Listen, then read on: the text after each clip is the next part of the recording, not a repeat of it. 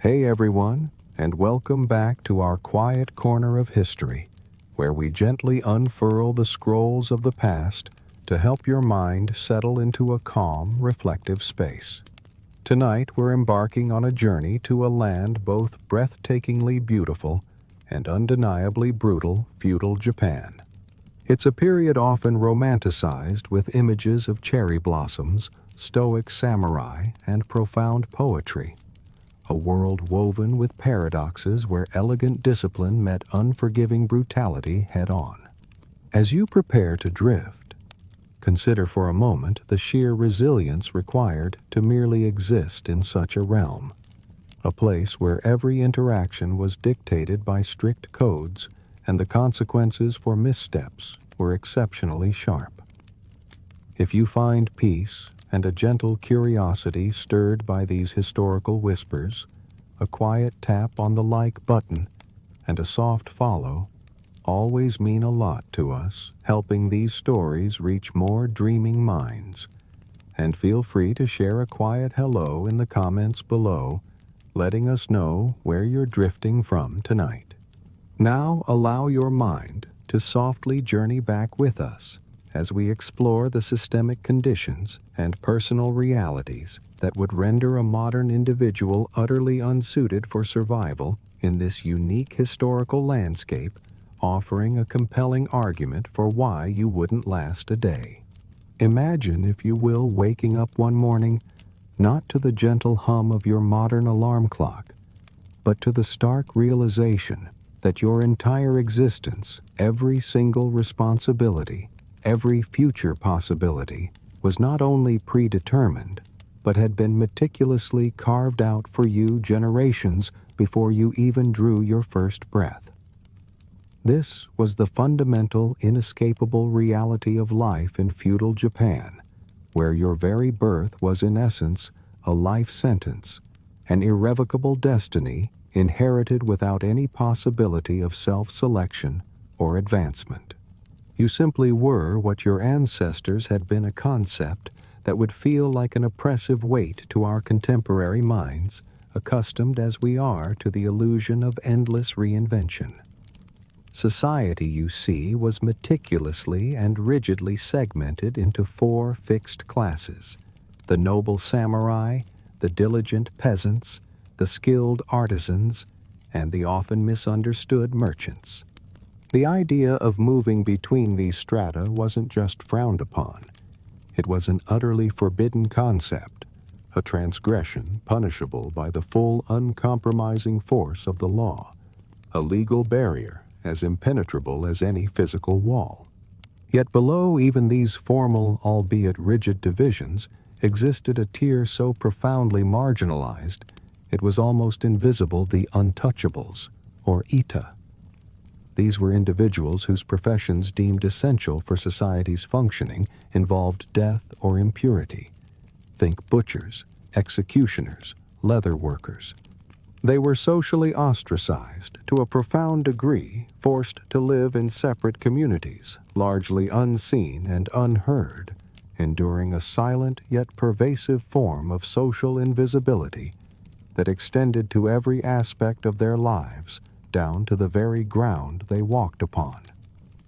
It was a peculiar paradox, wasn't it? Their labor was indispensable, yet their very presence was considered defiling, a constant reminder of societal hypocrisy. Then there were the merchants, a class that presents its own unique paradox in the intricate tapestry of feudal society. Despite their capacity to accumulate substantial wealth to gather koku rice and gold, beyond the wildest dreams of many a peasant, they found themselves relegated to near the bottom of the social ladder. Their profit-making, largely conducted without direct physical labor or martial contribution, was considered morally questionable, even dishonorable. They were in effect trapped in a peculiar social limbo, often wealthy in coin, but poor in social standing, constantly striving for respect that rarely materialized.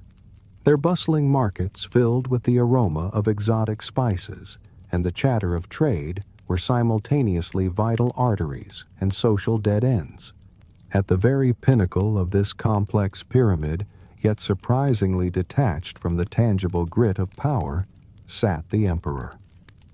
He held the highest ceremonial authority, revered as the Son of Heaven, a direct descendant of the sun goddess Amaterasu. His presence was symbolic, a sacred relic, a guardian of ancient rituals and traditions. Yet for all his divine lineage, he wielded no actual political or military power, often living in genteel poverty. A gilded cage where the rustle of silk robes was often quieter than the rumbling of an empty stomach. His court, while outwardly magnificent, existed as a rarefied bubble largely disconnected from the daily struggles of the common people.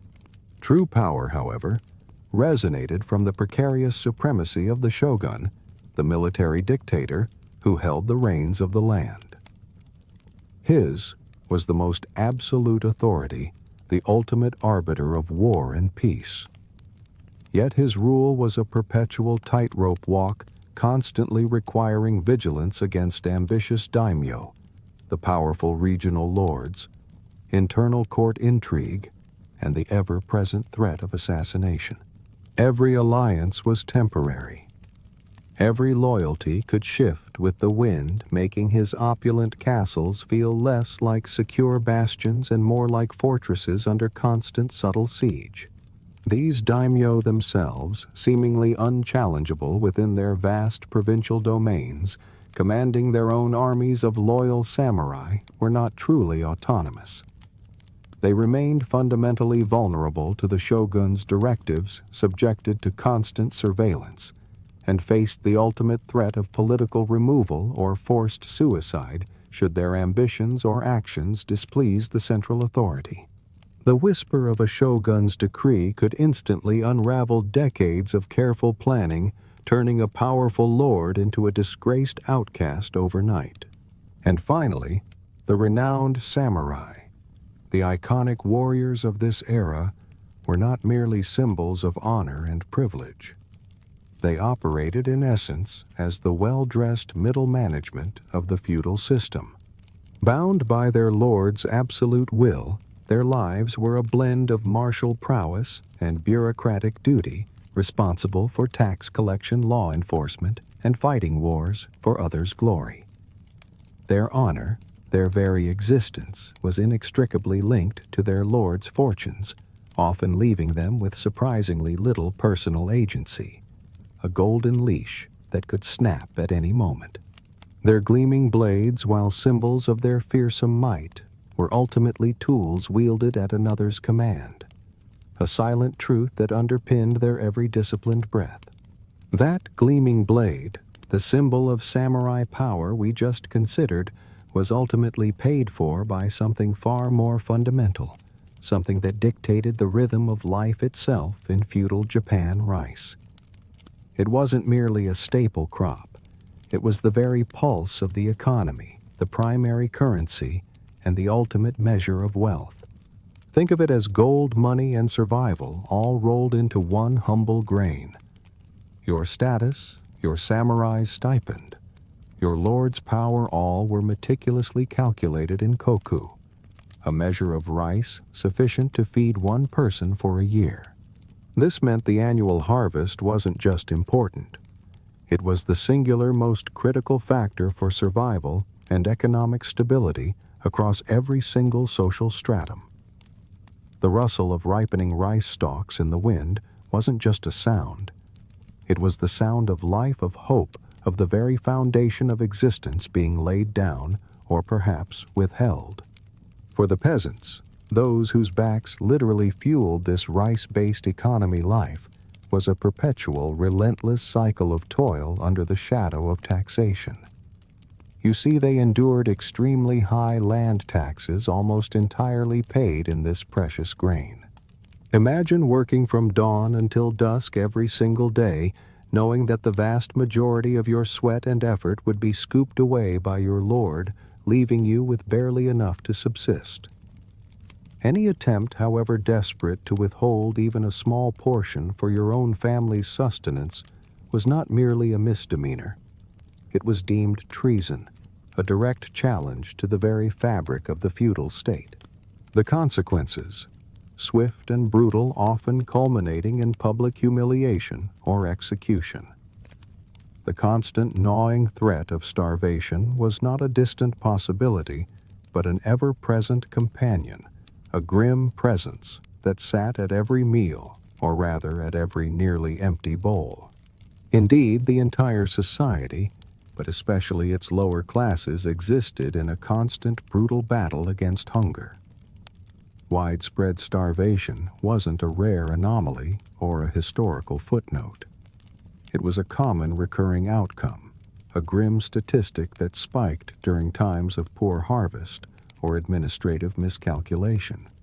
There was no margin for error, no governmental buffer, no equivalent of a modern food bank. Every grain counted, and every failed crop meant the thin line between survival and collapse became terrifyingly evident. The memory of an empty stomach wasn't just a personal discomfort, it was a communal scar. Further cementing this deeply agricultural existence was the fixed nature of land ownership and the immutability of the peasantry. Land was centrally owned, belonging to the shogun or the daimyo, not to the cultivators. You, as a peasant, were legally tied to your village, forbidden to relocate without explicit and rarely granted permission. This system effectively rendered you a rice-based prisoner, your toil directly fueling the economy. Your mobility restricted your destiny, interwoven with the very soil you worked. The feeling of cool, damp earth beneath your bare feet in the rice paddies wasn't just a sensation. It was a constant reminder of your unbreakable bond to that patch of land. The absence of widespread internal or external trade networks. The complete lack of refrigeration, and certainly no global supply chain, meant that access to resources was heavily localized and strictly seasonally dependent. This naturally severely limited dietary variety, making for incredibly monotonous meals, and offered almost no economic flexibility. If your region didn't produce it, you likely didn't have it. If it wasn't harvest season, you ate what was preserved, if anything. This geographical isolation, though perhaps comforting in its familiarity, contributed to the pervasive vulnerability. And speaking of vulnerability, there were simply no formal relief systems in place. Forget government-backed disaster relief programs, forget welfare initiatives, forget any form of safety net. When famine struck, when a typhoon washed away everything, or when disease swept through a village, communities and individuals were left entirely to their own devices to recover. The silence from the central authority was deafening, a stark testament to a system that expected you to endure or perish with quiet dignity. Beyond direct taxes, peasants were frequently burdened with forced contributions and unpaid labor, what was known as corvée labor. This meant you might be required to spend weeks building roads, repairing canals, or serving in military campaigns for your lord, all without a single coin of payment. This compulsory labor further diminished your already meager resources, taking you away from your own fields, exacerbating the grind of daily life. It was just another layer of obligation, another unseen tax on your time and very physical being. And finally, while money certainly existed, its accumulation by merchants was, as we touched on earlier, viewed with considerable suspicion. The primary means of accumulating true power remained land, and its agricultural output severely limiting avenues for alternative economic growth. Innovation, new industries, the kind of entrepreneurial spirit that drives modern economies. These were often stifled, perceived as disruptive, or even morally dubious. Wealth, if not tied to land or martial service, existed in a curious vacuum, respected in its practicality, but not in its inherent value. Thus, the economic gears of feudal Japan ground slowly, methodically, and often painfully, ensuring that even if you managed to perfectly navigate the complex social hierarchies, you were still relentlessly exposed to the stark realities of a system that offered little mercy. Indeed, the very land beneath your feet, while the source of all sustenance, could just as easily betray you. The very ground beneath your feet, as we were saying, could be both a source of life and a betrayer, but its tremors were nothing compared to nature's full, unyielding might. Feudal Japan was and remains a land perched precariously on the edge of geological and meteorological drama. Imagine living with the constant awareness that the sky itself, or the earth below, could unleash an arbitrary, devastating fury at any moment. This was not a rare occurrence, but a relentless, almost rhythmic aspect of existence, ensuring that merely surviving each day was an achievement in itself. Take, for instance, the devastating typhoons. These weren't just heavy storms. They were annual, violent maelstroms capable of obliterating flimsy homes in a matter of hours. The sheer force of the wind howling like a banshee through the thin wooden walls, combined with torrential, ceaseless rain, could wash away entire rice harvests, rendering roads impassable and isolating communities. The profound sense of human fragility against these elements was absolute. You were a tiny, vulnerable speck, utterly at the mercy of the tempest. Your home, a mere whisper against the gale's roar, often leaving behind nothing but splintered wood and a profound sense of despair. Then there were the unpredictable earthquakes. Japan sits squarely on the active Ring of Fire, a geological hotspot, meaning these were frequent, sudden, and largely unannounced seismic events. Imagine the terror of a low rumble, then the terrifying jolt that shook the very foundations of life itself, instantly reducing all wood structures to splinters. Survivors were left in a state of existential dread, constantly fearing the ground beneath them, knowing that any moment without warning, their world could literally tear itself apart.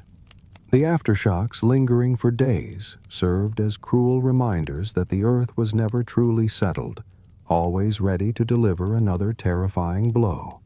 Given that virtually all structures, from humble huts to grand samurai residences, were constructed from wood and paper, pervasive fire risks were an ever-present terrifying reality, often triggered by earthquakes, lightning strikes, or even simple human error, like an unattended hearth. These fires were uncontrollable conflagrations that could wipe out entire towns in hours, leaving behind only smoldering ash and a lingering acrid smell of smoke that would permeate the air for days, a constant, grim reminder of destruction and loss. There was no fire department, no modern response.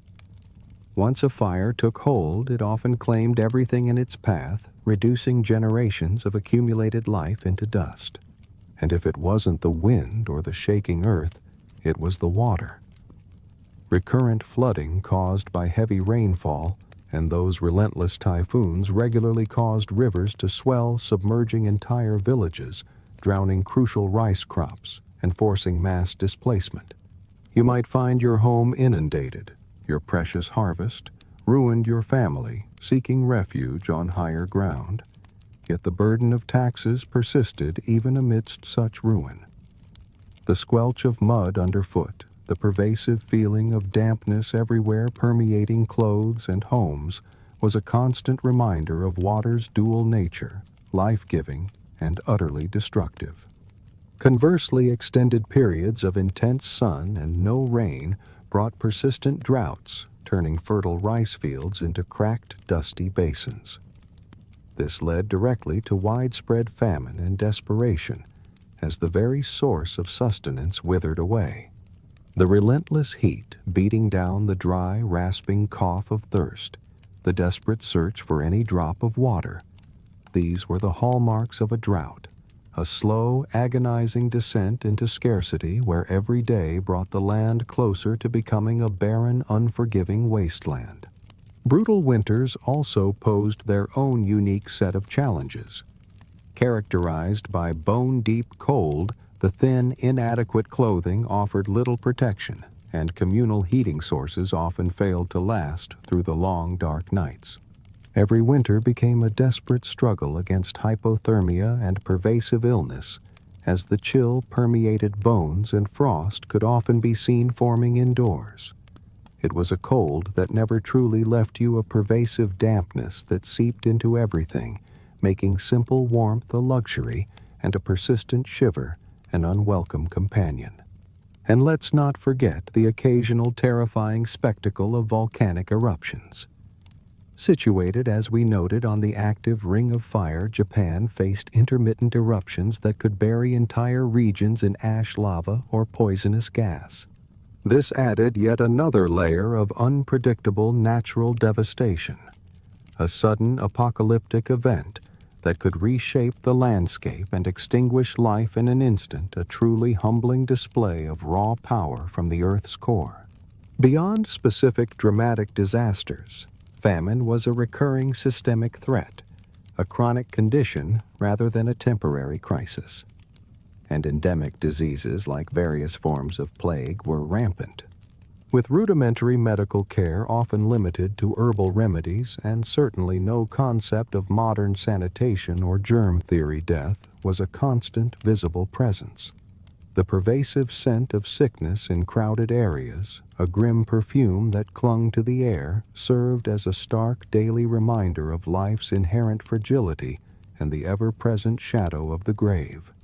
The human spirit, you might think, would break under such a barrage, yet the foundational realities of feudal Japan simply expected you to endure, to accept, and to carry on, setting the stage for an equally demanding and often uncomfortable daily existence. The overarching structures and relentless challenges of feudal Japan, as we've quietly explored, certainly laid the groundwork for an equally demanding and often profoundly uncomfortable daily existence. Merely surviving each day wasn't just a goal. It was an achievement in itself, a testament to a resilience forged in the crucible of constant hardship. Now let's gently peel back another layer and delve into the tangible, sensory-rich realities of everyday life, exploring how universal human needs and experiences were met, or often barely met, with specific class-based nuances that would feel utterly alien to your modern sensibilities. Consider for a moment the very idea of shelter. If you were a peasant, your home was likely a simple single-room thatched hut. These weren't quaint, cozy cottages from a fairy tale. They were basic structures often lacking proper doors or windows, providing minimal protection from the elements, the biting cold, and certainly privacy. The incessant sound of wind whistling through the loose thatch was a constant, chilling companion, a reminder of your vulnerability to the outside world, a thin membrane between you and nature's raw power. The walls were often just mud and straw, offering little insulation against the brutal extremes of the seasons. Regardless of your social standing, whether you were a humble peasant or a high-ranking samurai, homes across Japan shared a fundamental vulnerability. Being primarily constructed of wood and paper, materials chosen for their elegance, flexibility, and availability, they offered little resilience against the frequent typhoons, the unpredictable earthquakes, and the pervasive risk of fire. Rebuilding after such a catastrophe often fell solely on the shoulders of the inhabitants themselves, a daunting and backbreaking task that could easily consume what little resources and energy remained, a cycle of creation and destruction. Comfort and privacy, as we understand them today, were largely alien concepts. Even in the more refined samurai residences, traditional sliding shoji screens made of translucent paper provided visual, but certainly not auditory privacy. The quiet creak of wood, the rustle of sliding screens, and the murmur of distant conversations were everyday sounds, meaning little remained truly private. For commoners, the situation was even more stark. Cramped living spaces were often shared by extended family, offering virtually no personal solitude, no quiet corner to retreat into. Imagine never being truly alone, always within earshot or sight of others. A constant, gentle hum of shared existence that could, for a modern mind, become quite stifling. Rudimentary amenities further underscore the harshness of daily life. Central heating was simply non-existent. Warmth, a precious commodity, was derived from communal hearths, where a family might gather around a small fire, or from portable charcoal braziers called hibachi. These offered limited relief, often burning out by midnight, leaving residents shivering through the long, cold hours. The faint smell of wood smoke clung to everything, to clothes, hair, and the very fabric of the house, a subtle, ever-present odor that spoke of their constant struggle against the cold. Many commoner homes featured earthen floors, simply packed earth connecting residents directly to the soil beneath. This could be muddy and damp in rain, turning into a dusty expanse during drought, contributing to a pervasive sense of dampness, especially during the wet seasons. The feel of cold, packed earth underfoot was a daily sensation, a constant physical reminder of your humble origins and your intimate connection to the land that sustained you. Sleeping arrangements were equally Spartan. Beds, as you might know them, were not a thing. Instead, simple futons or straw mats were laid directly on the floor at night and then rolled away during the day, highlighting the transient nature of personal space. The mingled scent of dried straw, perhaps a faint hint of body odor, and the ever-present aroma of hearth ash would be common household aromas, a quiet testament to shared living and limited resources. Perhaps one of the most striking differences from a modern perspective was the near-total absence of sanitation infrastructure. Indoor plumbing or dedicated latrines were incredibly rare. Human waste was typically collected in pits for use as fertilizer, a pragmatic solution that served the agricultural economy, but contributed to pervasive odors, especially in crowded urban or village settings. The air, particularly on a still warm day, carried a complex symphony of smells, some pleasant, some less so, reflecting the very real, very physical processes of life and waste. While peasants endured these basic vulnerable shelters, elite residences certainly boasted more refined materials, with meticulously woven tatami mats underfoot, carefully sculpted garden spaces, and perhaps even painted screens. However, even these opulent homes shared the fundamental architectural vulnerabilities to nature's relentless fury. A daimyo's castle, for all its imposing walls, could still be rocked by an earthquake or consumed by fire, reminding everyone, regardless of their station, of the transient nature of even the grandest constructions. Their walls, though perhaps more decorative, offered no true escape from the fundamental environmental realities that shaped every moment of life.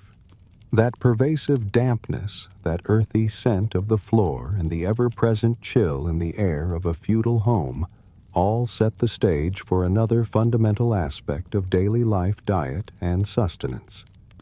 For a modern person accustomed to an endless buffet of global cuisine available at a moment's notice, the diet of feudal Japan would be, to put it mildly, an exercise in extreme monotony, a constant quiet negotiation with scarcity. If you were a peasant, your meals were overwhelmingly composed of rice. Imagine this breakfast, lunch, and dinner day after day, year after year, primarily the same soft, bland grain. Often it would be mixed with barley to stretch precious supplies further, creating a slightly grittier texture. This repetitive and bland staple wasn't just food. It was the bedrock of your survival, the fuel for your relentless toil in the paddies. The slightly sticky, rather unexciting taste, the predictable texture defined every single meal, a quiet testament to a life focused on basic survival, not culinary delight. Protein sources so abundant and varied in our world were a stark luxury. Meat was an incredibly rare indulgence, primarily reserved for the elite, perhaps a special feast or a hunting expedition. For commoners, the primary source of protein came from small, often dried and heavily salted fish. You might occasionally get lucky with a stray unlucky chicken, but that would be an exception rather than a rule.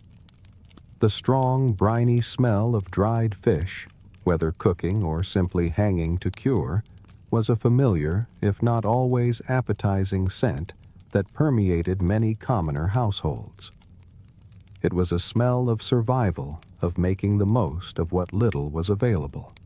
Your vegetable intake, too, was strictly seasonal and incredibly limited. Fresh vegetables like turnips or leafy greens were available only when in season, appearing for a precious few weeks or months. To make them last through the leaner, colder months, they were preserved through salting or pickling. So much of your vegetable intake would come in the form of these fermented or preserved items. The sharp, vinegary tang of pickled radishes or a similar root vegetable would offer a rare burst of flavor, a welcomed if tart contrast to the omnipresent blandness of rice. It was a clever method of extending the bounty, but it meant a very narrow spectrum of taste and texture for the majority of the year. The ubiquitous miso soup, a thin, hot broth made primarily from salt water, and a few leaves, was a common accompaniment to almost every meal. It provided warmth, a crucial comfort in the drafty homes, and minimal flavor, often tasting primarily of salt and water, designed more for hydration and basic sustenance than for gastronomic pleasure. The warmth of the bowl, cradled in cold hands, especially on a chilly morning, was a small, quiet comfort, a simple pleasure in a life of few luxuries. It was a humble yet essential part of the daily rhythm, a warm embrace from a sparse kitchen. Unsurprisingly, food privileges were heavily class-based. Samurai and elite families, while still subject to the seasonal availability of certain foods, enjoyed a far more diverse diet. Their meals might include better cuts of meat, freshly caught game, and a wider variety of cultivated vegetables. Their dining experiences were often accompanied by more elaborate etiquette-specific utensils and perhaps even sake, adding layers of refinement to the act of eating, a quiet demonstration of their elevated status. The pervasive impact of scarcity permeated every meal. Food was not about indulgence. It was about survival. Every bite underscored the fragility of existence. A bad harvest didn't just mean higher prices. It could mean widespread famine, empty bowls, and the very real possibility of starvation for your family. The gnawing ache of hunger was not a fleeting sensation, but often a regular companion, a low-grade constant in the background of everyday life, an ever-present reminder of the precarious balance upon which their lives were built. Given the limited fresh options, food preservation methods were critical for extending the shelf life of food. Reliance on salting, pickling, and drying was paramount, leading to diets rich in fermented and preserved items that carried strong, distinct aromas, shaping the very scent of a feudal village or home. These techniques, born of necessity, created a unique culinary landscape, flavors often bold and pungent, designed for longevity rather than immediate freshness. And the consequences of food theft, simply dire.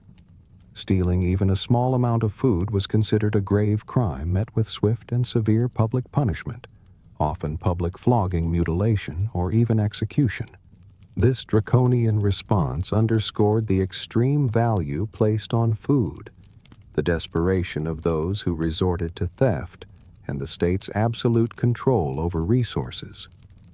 It was a stark warning, a brutal deterrent that hung over every lean season, a silent decree that even the most basic need for sustenance could not override the law.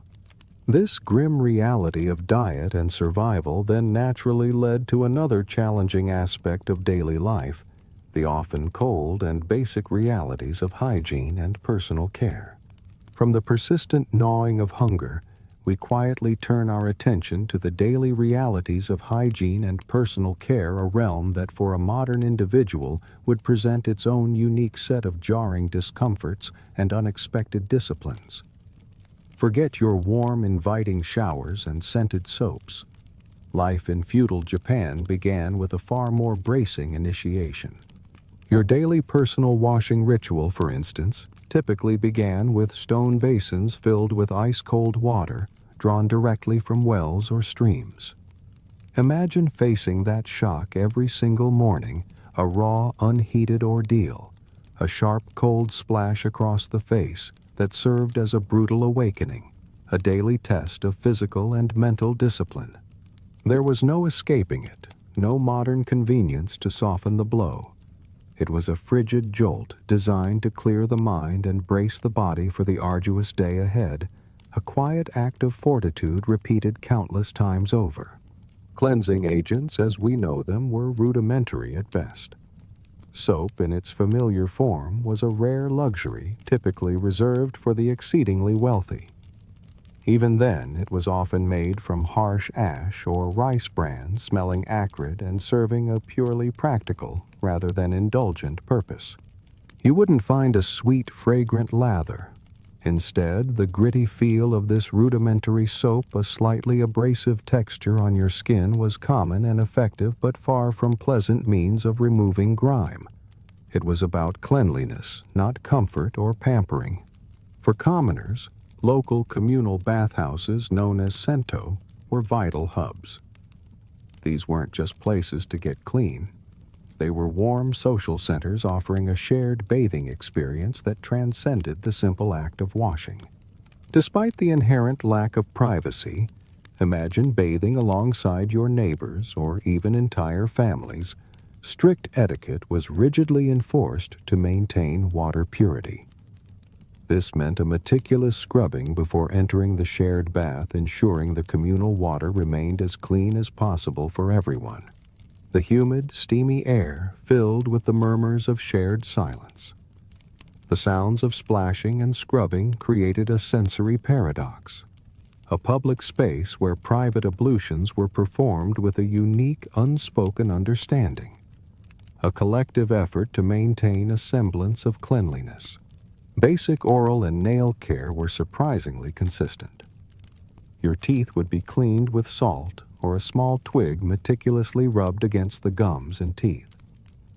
Fingernails, too, were often kept meticulously neat, reflecting a basic but consistent commitment to personal presentation, a small detail that spoke volumes about self-discipline. It wasn't about sparkling white smiles, but about avoiding decay and maintaining a tidy appearance, a testament to a quiet dignity even in the face of limited resources. The slightly abrasive feel of a twig on your gums was an everyday sensation, a quiet ritual performed without much thought, yet deeply ingrained. Clothing, often limited in number and made of durable cotton or hemp, was not frequently washed in the modern sense due to the sheer effort involved in heating water and drying fabric. Instead, clothes were regularly aired out, hung in the sun and wind to remove odors and maintain freshness. The subtle earthy scent of aired fabric, perhaps carrying a hint of wood smoke or sun, was a mark of diligence, a quiet indication of a household that valued cleanliness even when true washing was a laborious undertaking. Perhaps most profoundly, being unclean was not just a matter of personal hygiene. It carried deep spiritual and social shame. It was seen not merely as unhygienic, but as a moral failing affecting one's standing within the community. An unkempt appearance could lead to whispered suspicion and a quiet form of social ostracism. This societal pressure, subtle yet pervasive, ensured a consistent, if basic, commitment to cleanliness, tying the physical to the spiritual and social realms in a way that would feel alien to our individualistic modern sensibilities. For the samurai, this scrutiny of personal hygiene was even more intense. They faced immense pressure to maintain an impeccable appearance at all times, not just for personal comfort, but as a reflection of their discipline and honor.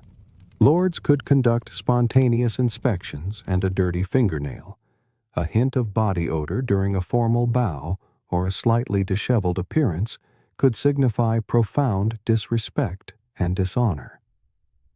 The crisp rustle of their clean robes, the faint scent of disciplined austerity emanating from their person, spoke volumes about their unwavering commitment to their code, a constant performance of self-mastery. And for elite women, grooming was an elaborate, time-consuming ritual.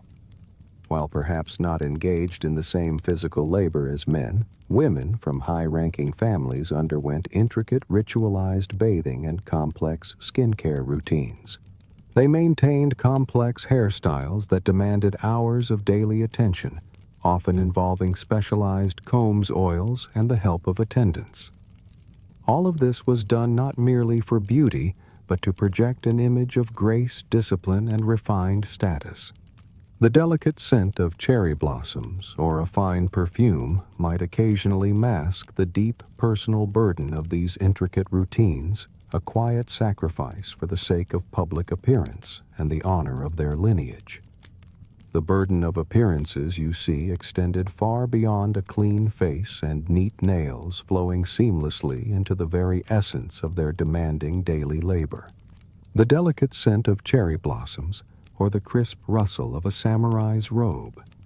These were quiet counterpoints to the often brutal realities of daily labor, a relentless and unforgiving aspect of feudal Japan that would shatter any modern notion of work-life balance.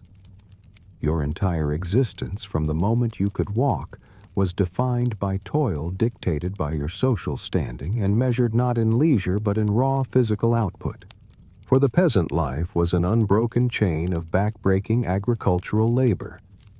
Imagine spending long, arduous days, often 12 hours or more, bent over in muddy rice fields, planting, weeding, harvesting. This was your world, your entire purpose.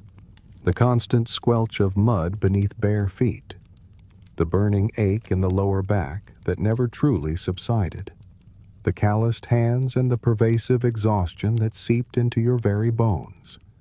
These were not temporary conditions, but lifelong companions. Your life was inextricably tied to the rhythm of the seasons, the sun's harsh glare, and the unpredictable rains, a ceaseless battle against the elements to coax sustenance from the earth. There was no concept of a weekend or a day off. Your field was your life, and its demands were absolute. The samurai, while spared the mud of the paddies, faced their own relentless demands. Beyond their administrative duties of collecting taxes or settling disputes, they endured constant, rigorous training. Swordsmanship, archery, horsemanship, strategy, even cultural arts like calligraphy and poetry, all demanded peak physical and mental discipline. The clang of metal as blades met the twang of a bowstring sending an arrow silently through the air, the precise scratch of a brush on paper. These were the sounds of their endless toil, a constant honing of skills that might one day mean the difference between life and death, honor and disgrace. This wasn't a hobby. It was a lifelong profession, a perpetual state of readiness that required an unwavering stoic demeanor, a constant suppression of weakness, a performance of strength. Even for elite women whose lives might appear outwardly refined, there was a demanding form of labor. Their work lay in managing complex households encompassing intricate tasks that required immense skill and precision. Sewing elaborate kimonos, overseeing numerous servants, and mastering the precise choreography of tea ceremonies and flower arranging. These were not leisure activities, but essential duties that maintained the family's honor and social standing.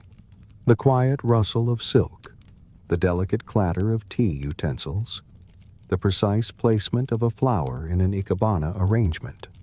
These underscored their refined but undeniably demanding duties, a constant dance of tradition and expectation. Across all classes, the concept of rest and leisure as we know it today was virtually non-existent. Feudal Japan instilled a pervasive belief in relentless work and generational suffering. There was almost no concept of days off for the vast majority of the population, emphasizing survival and unwavering obligation over personal comfort or individual leisure. Life was a continuous cycle of duty, broken only by sleep, and often not even by that. This relentless grind was simply the natural order of things, a quiet acceptance of hardship that would utterly break a modern mind. Artisans, too, engaged in meticulous craftsmanship, requiring immense skill and patience. Imagine painstakingly crafting a single porcelain bowl or weaving an intricate silk obi, each movement precise, each detail perfect. Merchants, on the other hand, navigated a complex world of trade, meticulously managing accounts and adhering to intricate social protocols to conduct business discreetly, often working quietly to accumulate wealth without attracting negative attention or drawing the ire of the ruling class. The rhythmic tap of a hammer on metal, the soft whisper of abacus beads counting out transactions. These marked their diligent days a quiet symphony of industriousness. Childhood itself was defined by labor for many. For peasant children, education was synonymous with work. From a very young age, they were taught farming techniques directly in the fields, their classroom being the land, their curriculum based entirely on practical survival skills. The feel of rough soil, the endless drone of insects in the fields, the calluses forming on tiny hands. These were their early lessons, shaping them into productive members of the family unit from their earliest days. There was no time for idle play, no concept of childhood as a protected, carefree period. The weight of obligation permeated every aspect of daily life across all classes. Your daily responsibilities were dictated by your birth and your position, not by personal choice, instilling a deep, pervasive sense of obligation to one's lord, one's family, and one's rigidly defined social role. It was a societal contract, often unwritten but profoundly felt, where individual desire was secondary to collective duty, a quiet burden carried from birth. And beyond formal labor, many were burdened with informal duties or sudden demands from superiors. You might be called upon to assist with local infrastructure projects, act as a porter for a passing samurai retinue, or even provide entertainment for your lord. These unpaid duties further consumed your time and energy, adding yet another layer to the already overwhelming demands of daily life. This constant quiet pressure, this expectation of immediate and unquestioning compliance, leads us naturally into the specifics of childhood and education, where the molding of an individual was as rigid and demanding as the work they would eventually perform. The quiet, unyielding pressure of adult obligations, the expectation of lifelong labor, these threads were woven into the very fabric of childhood and education in feudal Japan. Far from the carefree exploratory period we associate with youth today, childhood was a period of rigorous training meticulously designed to mold individuals into their predetermined societal roles, ensuring a seamless fit into the intricate machinery of the feudal system. There was little room for deviation, even less for personal aspiration. For boys from warrior families, the upbringing was exceptionally rigorous, a continuous crucible of discipline and instruction. From a very young age, perhaps 5 or 6, they received comprehensive training in martial arts. Swordsmanship. The way of the blade was paramount. But so too was archery, horsemanship, and strategy. They also immersed themselves in classical Chinese texts, the philosophical principles of Bushido, the way of the warrior, and the intricate dictates of etiquette. Beyond the battlefield, they were schooled in the art's calligraphy, the elegant brushstrokes reflecting inner discipline and poetry, a precise art form demanding emotional restraint. All this multifaceted training was meticulously aimed at producing loyal, disciplined, and effective retainers, future pillars of their lord's power. Their lives, essentially, a continuous preparation for service and potential sacrifice. The quiet thwack of a practice sword, the rhythmic breathing during meditation, the careful scratch of a brush on paper.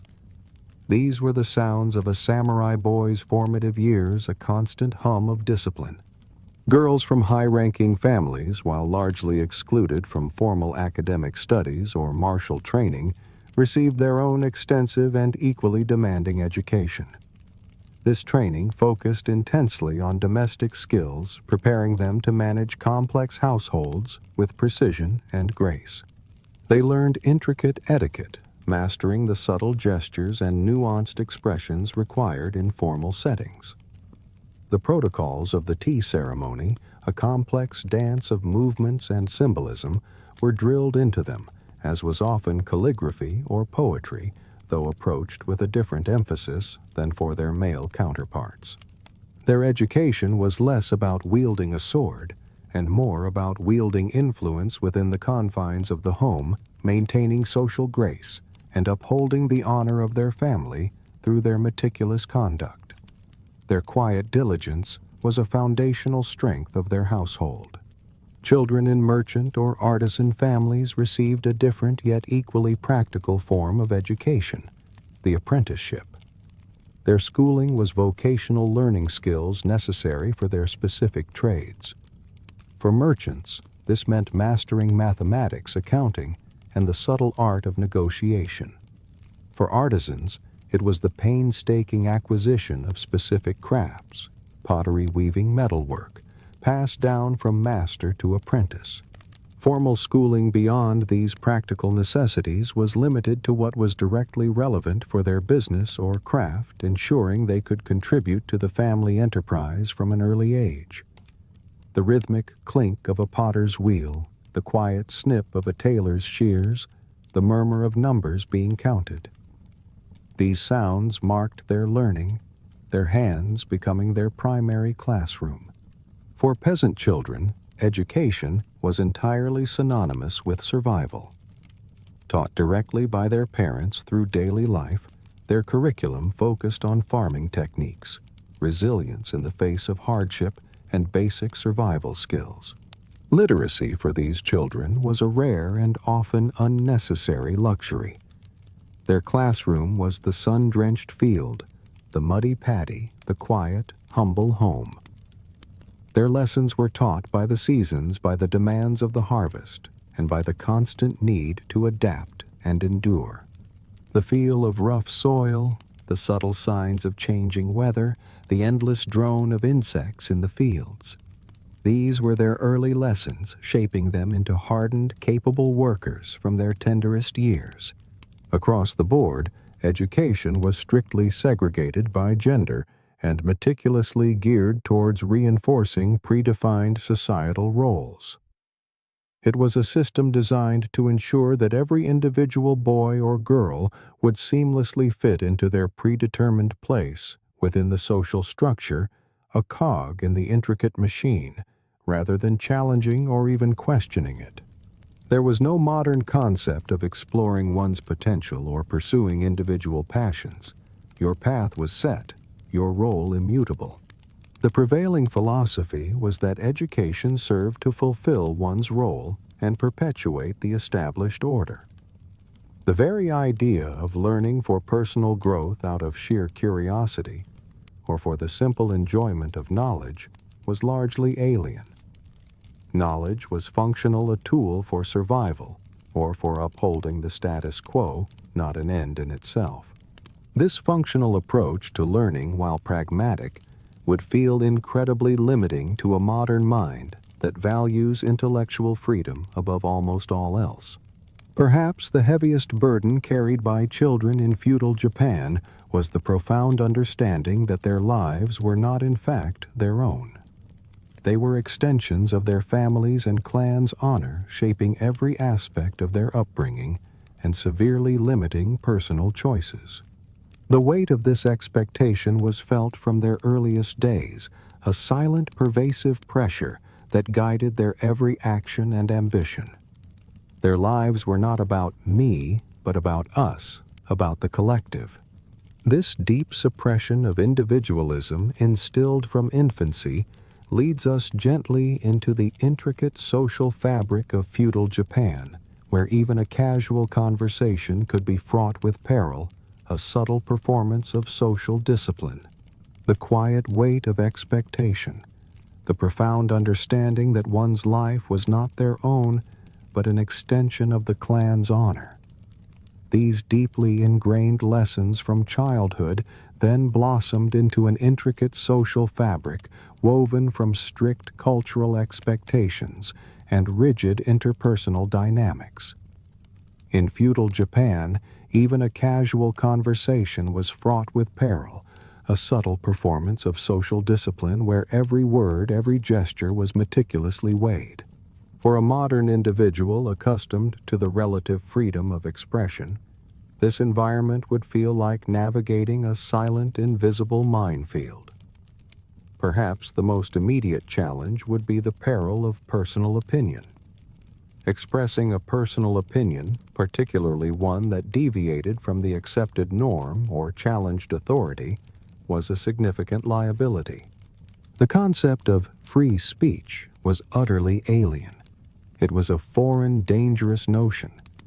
Speaking out of turn, offering an unsolicited thought, or questioning an elder or superior could swiftly lead to profound disgrace, permanent exile, or even for graver infractions, decapitation. Imagine living in a world where your thoughts, if voiced, could literally cost you your head. The air would be thick with unspoken words, with silent judgments, a constant low hum of self-censorship. Communication itself was strictly governed by social rank, a complex dance of deference and authority. Speaking above one's class was not merely impudent. It was a profound act of disrespect, an unforgivable breach of etiquette. Criticizing a superior even subtly was outright insolence, a challenge to the very foundation of the hierarchy. And ill-timed jokes. They could be construed as bordering on treason, a dangerous display of levity in a society that valued solemnity and order. Every syllable carried the weight of your position, your intent, and the potential for grave misinterpretation. Even more subtly dangerous were the nuances of tone and nonverbal cues. In a society where direct speech was often avoided, these became incredibly potent. A slight inflection in your voice, an unexpected posture, or a fleeting gaze could be dangerously misinterpreted as sarcasm, defiance, or even a deep moral deficiency. You would need to maintain an almost surgical level of self-monitoring, ensuring your body language and tone were perpetually aligned with absolute respect and humility. It was a constant performance, exhausting in its precision, a relentless demand for conformity even in the smallest twitch of a muscle. Given these treacherous linguistic waters, silence often became the safest form of communication. It was preferred over risking a verbal misstep that could incur severe social or punitive consequences. In many situations, saying nothing, simply listening with respectful attention, was the most profound and safest form of interaction. The absence of words often conveyed more than any carefully constructed sentence, a quiet strategic retreat from the perils of speech.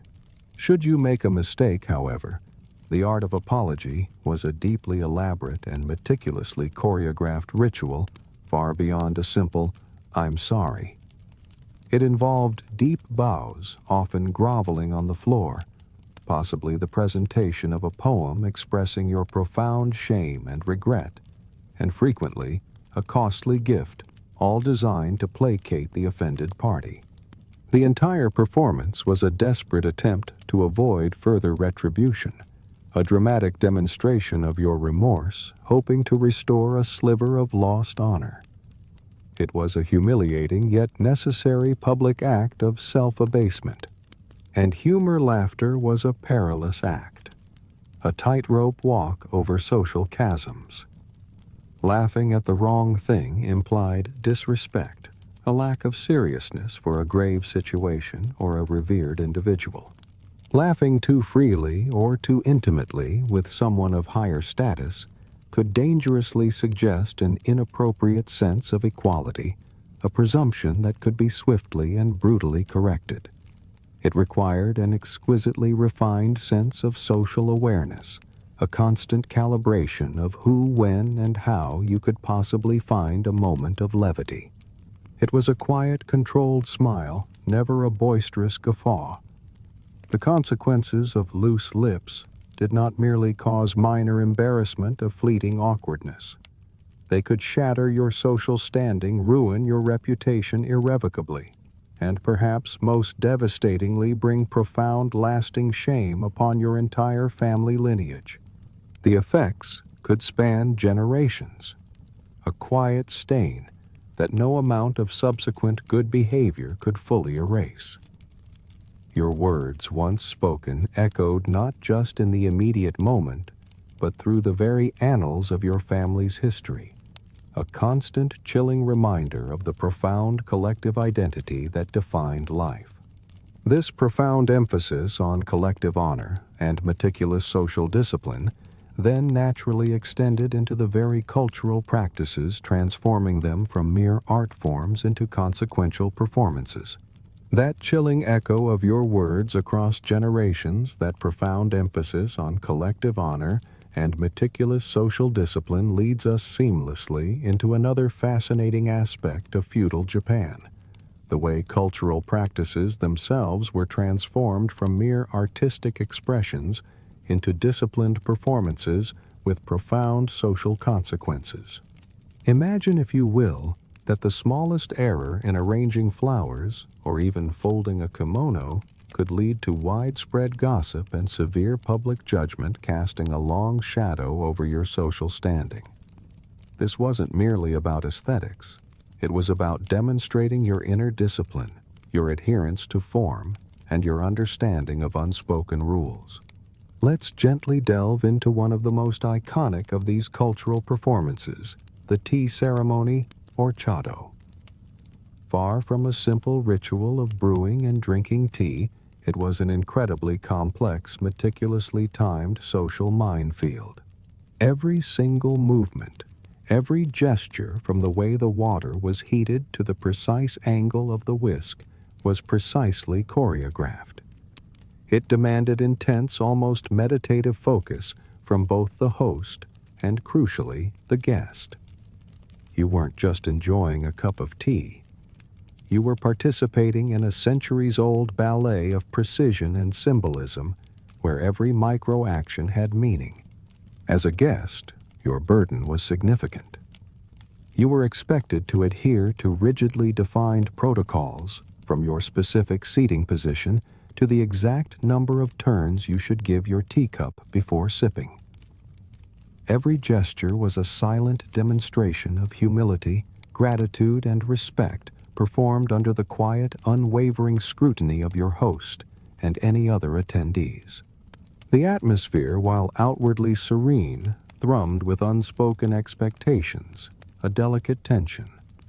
It was a performance you dared not falter in, and profound implications indeed awaited those who dared to make mistakes. Even minor blunders during the ceremony were not overlooked or dismissed as simple accidents. They were seen as revealing deep character flaws, a lack of self-control, or even moral failings. A clumsy movement, an incorrect turn of the cup, a moment of inattention. These were believed to reflect poorly, not just on you, but on your entire lineage, a blemish on your family's honor. It was a silent judgment, yet its weight was immense, a quiet ripple of disapproval that could travel far beyond the confines of the tea room. Then there was calligraphy, or shodo. More than just handwriting, it was considered a direct, unvarnished reflection of one's inner spirit, discipline, and emotional stability. Imagine your handwriting being judged not just for legibility, but as a window into your very soul. Messy strokes, an uneven line, or a lack of balance were not artistic quirks. They were believed to indicate a fundamental lack of self-control, a restless mind, or an undisciplined spirit. The ink, the brush, the paper. These became silent conduits for revealing your true nature.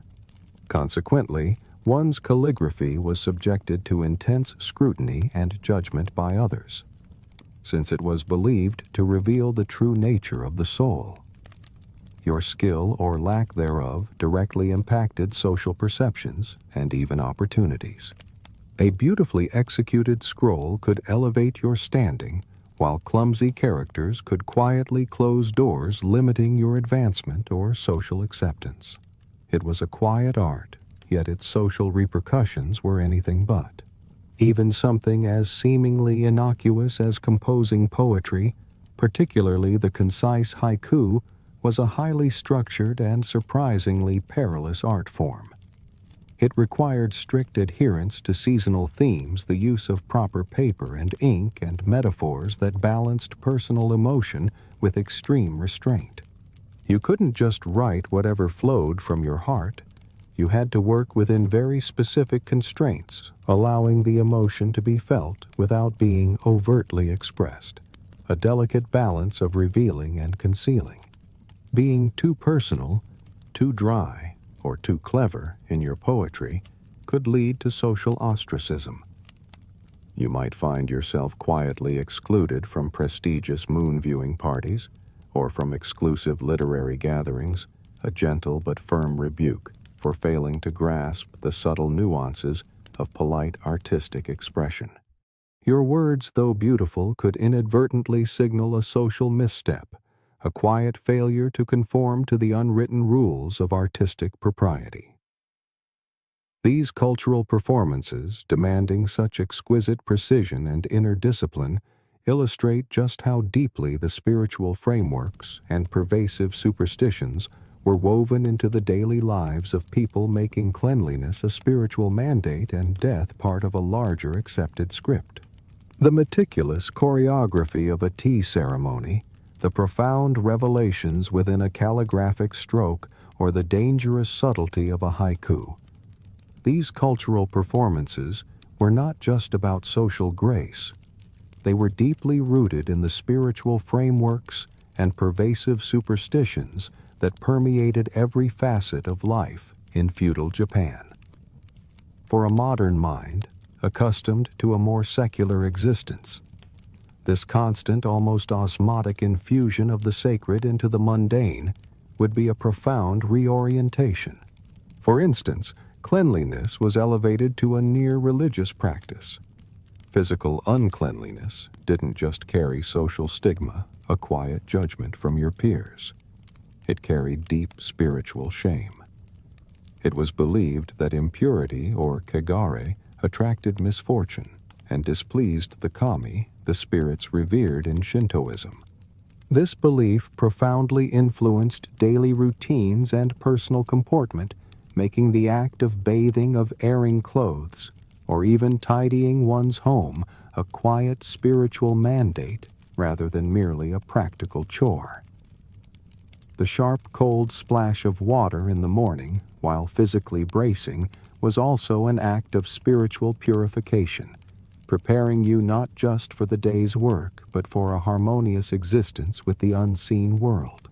There was also a profound fatalism and acceptance of nature's formidable power. Rather than fighting against fate or raging against the elements, individuals were expected to meet natural disasters, personal tragedies, or even their own inevitable suffering with calm dignity. This wasn't resignation in a negative sense, but a spiritual acceptance of the impermanence of all things, an understanding that humanity was but a small part of a much larger, often unpredictable, natural order.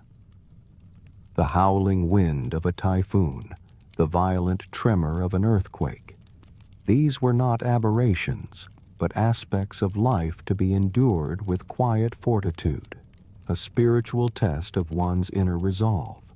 Zen Buddhism, which deeply influenced many, particularly the samurai class, imparted a powerful philosophy of discipline, transience mujo, and the acceptance of suffering. It taught that attachments led to pain, and true peace lay in detaching oneself from worldly desires and the illusion of permanence. This philosophical grounding profoundly shaped the samurai's renowned stoicism, their approach to life, death, and even the brutality of battle.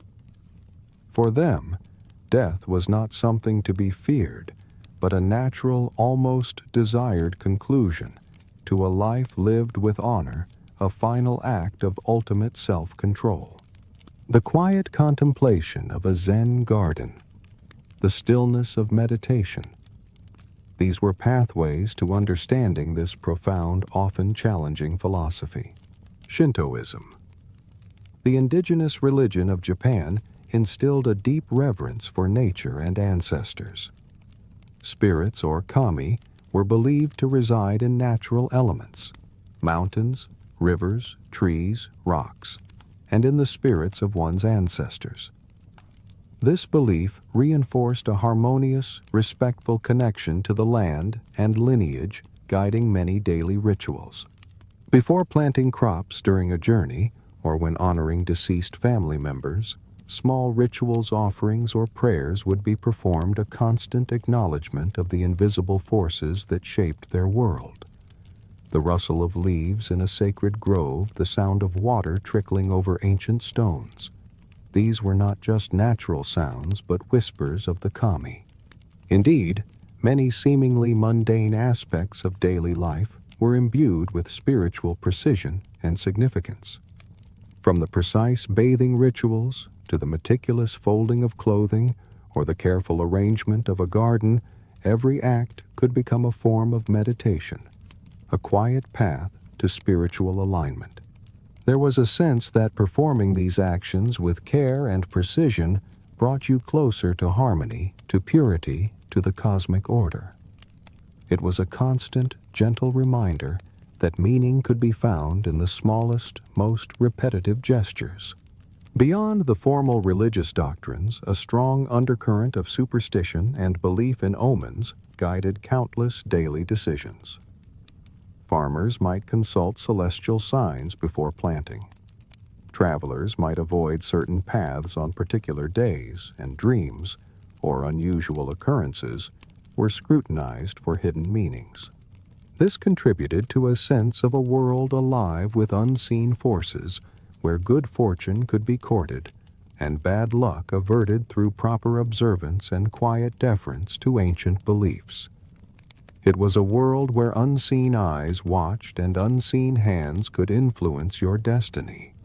And finally, death itself was viewed not as a tragedy to be avoided at all costs, but as an integral accepted part of life's script. Individuals, particularly samurai, were expected to meet their death, whether through punishment, battle, or natural causes, with profound composure and dignity. Often a final poem would be composed, a last elegant expression of their spirit before passing on.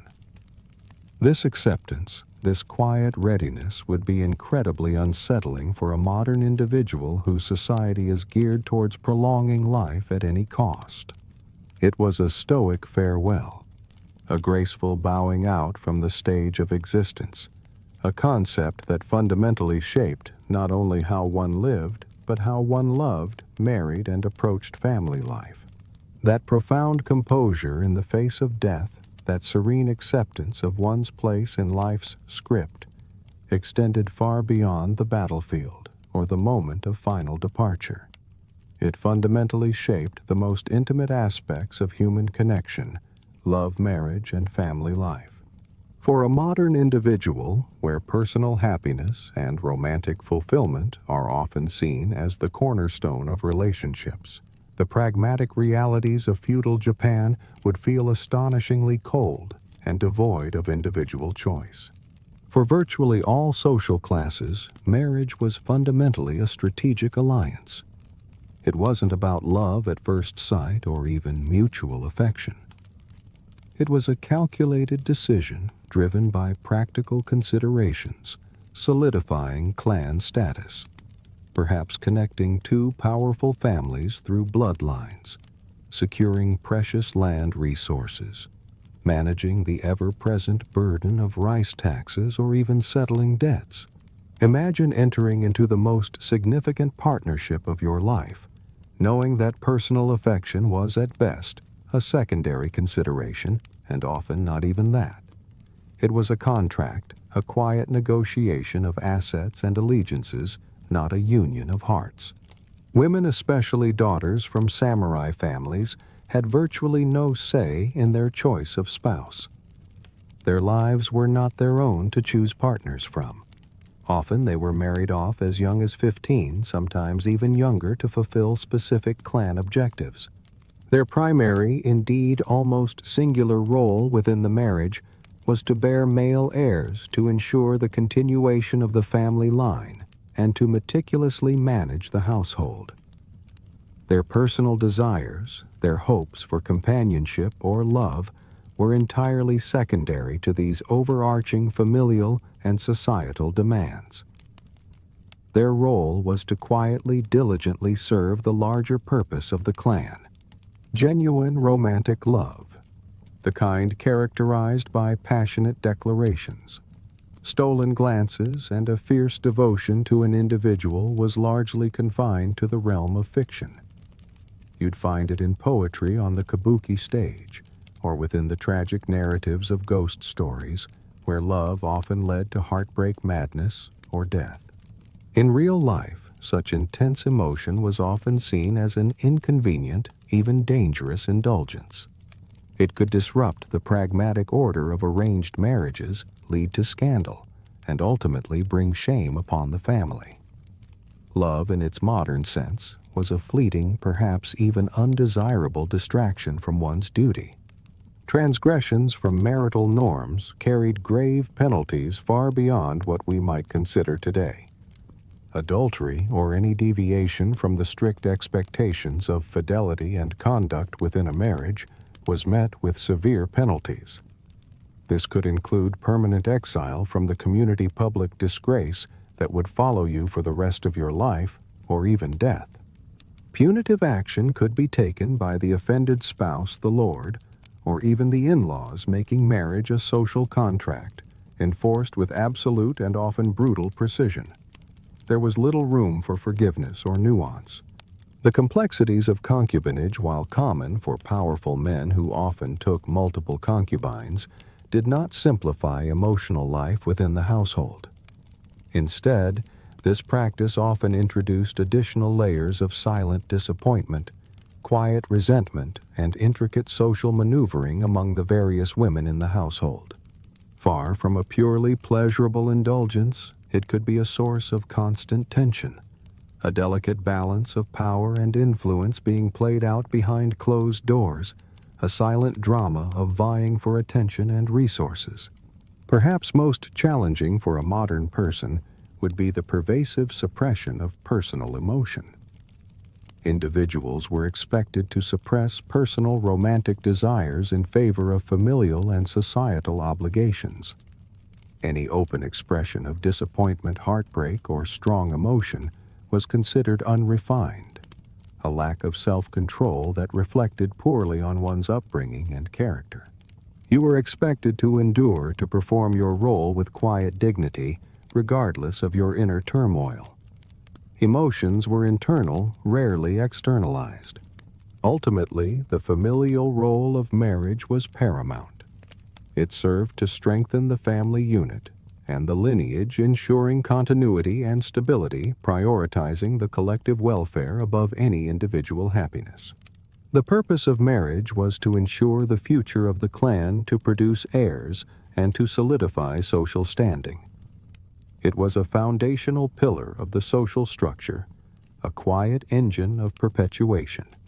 This absolute suppression of individualism, where your very self was secondary to the larger family unit, was the true weight of clan identity, a force that defined every breath and every action. The quiet, almost chilling suppression of personal emotion. We just discussed the idea that one's very being was subservient to a larger purpose, brings us directly to the immense pervasive weight of clan identity, or I. For a modern individual whose sense of self is often tied to unique achievements, personal growth, and individual expression, this aspect of feudal Japan would be utterly disorienting, perhaps even suffocating. In this society, personal identity was profoundly secondary to clan identity. Individualism, far from being celebrated, was viewed as a red flag, a dangerous anomaly that threatened the stability of the collective. You were not seen as a standalone entity, but rather as a small branch on a crucial ancient family tree. Your primary purpose was not self-fulfillment, but rather to avoid bringing shame upon that tree, upon your lineage. The sheer inevitability of this, the unspoken demand for conformity, was a heavy burden, a quiet, continuous hum in the background of your consciousness. The family name, your clan name, was the ultimate source of your identity, your reputation, and your entire future. It was not just a label.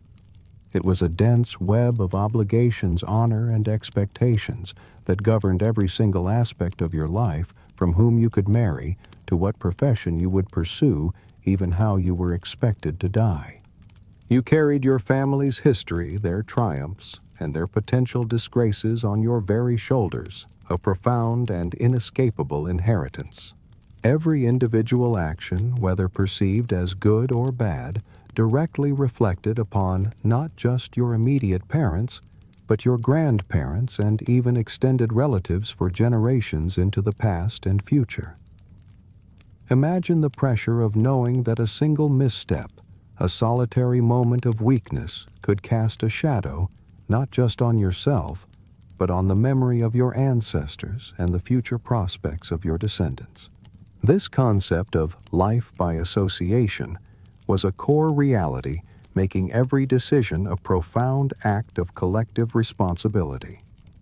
The far-reaching impact of scandal was truly devastating. A single poorly timed affair, a public drunken incident, or a display of insolence towards a superior could unleash profound, indelible shame upon the entire clan.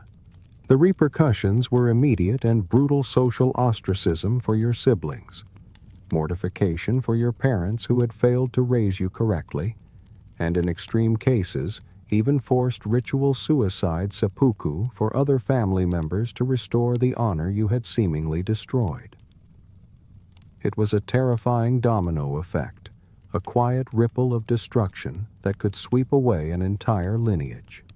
Samurai, for instance, fought and died not for themselves or even primarily for personal glory, but for their daimyo, their immediate household, and their revered ancestors. Their death, if it brought glory to the clan and upheld its honor, was ideally met with quiet dignity, a final act of ultimate loyalty. Dying dishonorably, however, perhaps through cowardice in battle or failing to uphold a sacred duty, was a generational nightmare, a stain that would haunt the family for centuries, a quiet curse upon their name. It was a terrifying incentive to live and die impeccably. Personal career paths, as we understand them today, simply did not exist. Your profession or life path was rigidly determined by clan tradition. If your family made swords, you made swords. If they farmed rice, you farmed rice. Your personal ambitions, perhaps, to open a noodle shop or to become a wandering poet, were overridden by your familial roles. The needs of the collective, the perpetuation of the clan's traditional craft or duty, always superseded individual aspirations. It was a life of quiet obedience, where your skills and talents were channeled exclusively for the family's benefit. The highest form of personal achievement, then, was not to gain individual renown or wealth. Rather, it was to flawlessly perform your assigned role, to adhere perfectly to social customs, and to obey commands without question, thereby allowing the clan to speak your name with pride. Your personal success was measured by your contribution to the family's collective honor, a quiet badge of obedience worn with dignity. You were, in essence, a living embodiment of your lineage's virtues. Maintaining such a meticulously structured social fabric and demanding daily life, where individual identity was so utterly subsumed, naturally required an equally unyielding system of power control and swift, often brutal enforcement. It was a society where conformity was not just encouraged, but ruthlessly demanded, leading to very specific forms of dissent and dire consequences for those who dared to fail. That meticulous structure, that quiet suppression of the individual for the sake of the clan, demanded an equally unyielding system of power and control.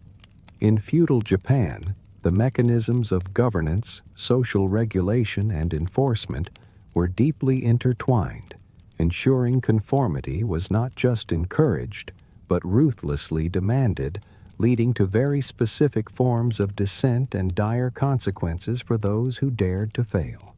For a modern individual accustomed to concepts of personal rights and checks and balances, the practical application of power would be chillingly absolute.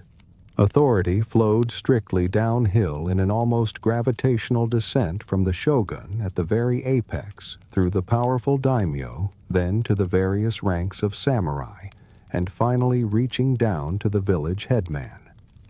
This cascading obedience demanded unquestioning loyalty and immediate compliance at every single level. Any hint of defiance, even a subtle flicker of disagreement, was considered a death wish in formal attire, a suicidal act that would be met with swift and decisive retribution. You existed within a rigid chain of command, where your very survival depended on absolute deference to those above you, a quiet, pervasive pressure that never truly abated. The shogun, as the military dictator, held the most ultimate tangible power. His decrees shaped the entire nation from military campaigns to economic policies. Yet his rule was often more precarious than it appeared. His authority was perpetually challenged by the need to meticulously balance rival daimyo, each commanding vast territories and armies. He had to constantly manage intricate court intrigue, a silent, deadly game of alliances and betrayals, and guard against internal plots, even family betrayals. His position, for all its power, was a constant tightrope walk, requiring immense cunning and ruthlessness to maintain. The whisper of ambition from a distant province was enough to send tremors through his elegant court. The daimyo, those powerful feudal lords who commanded vast provinces and armies, might seem unchallengeable within their own territories. Indeed, they held immense sway over the lives of their subjects. However, they remained fundamentally vulnerable to the shogun's absolute power. They faced constant surveillance from Edo, the shogun's capital, enduring regular inspections, and the ever-present threat of political removal, or perhaps even more terrifyingly forced seppuku, if they exhibited excessive ambition, accumulated too much wealth, or simply fell out of favor. Their grandeur was ultimately at the shogun's whim, a golden leash that could tighten at any moment. The samurai served as the direct agents of this ruling class. Their role was multifaceted. They were enforcers of the law, diligent collectors of taxes, and maintainers of public order. yet their service often extended to engaging in battles dictated by their lord's political maneuvering, not by personal will or even deep conviction. Their lives were dedicated to their lord, their skills wielded at his command, often fighting wars for glory that was not their own. Their sword, while a symbol of their martial prowess, was ultimately an extension of their lord's will, a silent instrument of control. And the emperor, despite being at the spiritual apex, the revered Son of Heaven, possessed no actual political or military power. His role was largely ceremonial, a sacred figure whose purpose was to bless rituals' name eras and maintain the ancient traditions of the imperial court. He often lived in impecunious circumstances, his grandeur more symbolic than material. His quiet existence was a powerful contrast to the brutal realities of power below a silent testament to the separation of spiritual authority from temporal control. Unlike modern societies where ambition to rise above one's station is often admired and encouraged as a hallmark of individual achievement in feudal Japan, such ambition was not just frowned upon, it was feared and actively suppressed. Any attempt to climb the social ladder to transcend the rigid boundaries of birth was seen as an inherent challenge to the very social order. It was met with severe repercussions, often resulting in swift, brutal elimination. Staying in your lane, quietly fulfilling your inherited role was the safest, indeed the only path. For the vast majority of individuals, their fate was entirely dictated by those higher in the hierarchy. From minor village decisions, how many rice paddies you could plant, or when the irrigation ditches would be cleaned, to matters of life and death, such as whether you lived or died for a perceived transgression. Autonomy was a rare commodity. This pervasive lack of personal control, this constant quiet awareness that your destiny was in the hands of others, highlighted the utter dependence on the unyielding power structure, a reality that then translated directly into the arbitrary nature of the legal and enforcement mechanisms. That chilling lack of personal autonomy, that constant awareness of one's fate, residing in the hands of those higher up, then found its most tangible and often terrifying expression in the legal and enforcement mechanisms of feudal Japan. For a modern individual accustomed to due process and inherent legal rights, the justice system of this era would feel utterly arbitrary, a quiet, pervasive threat lurking in the background of everyday life. First and foremost, the justice system was largely arbitrary. There was no concept of a universal codified law that applied equally to all. Instead, the will of an immediate superior, a local daimyo, a samurai official, or even a village headman often served as the law itself. Imagine having no fixed legal standard.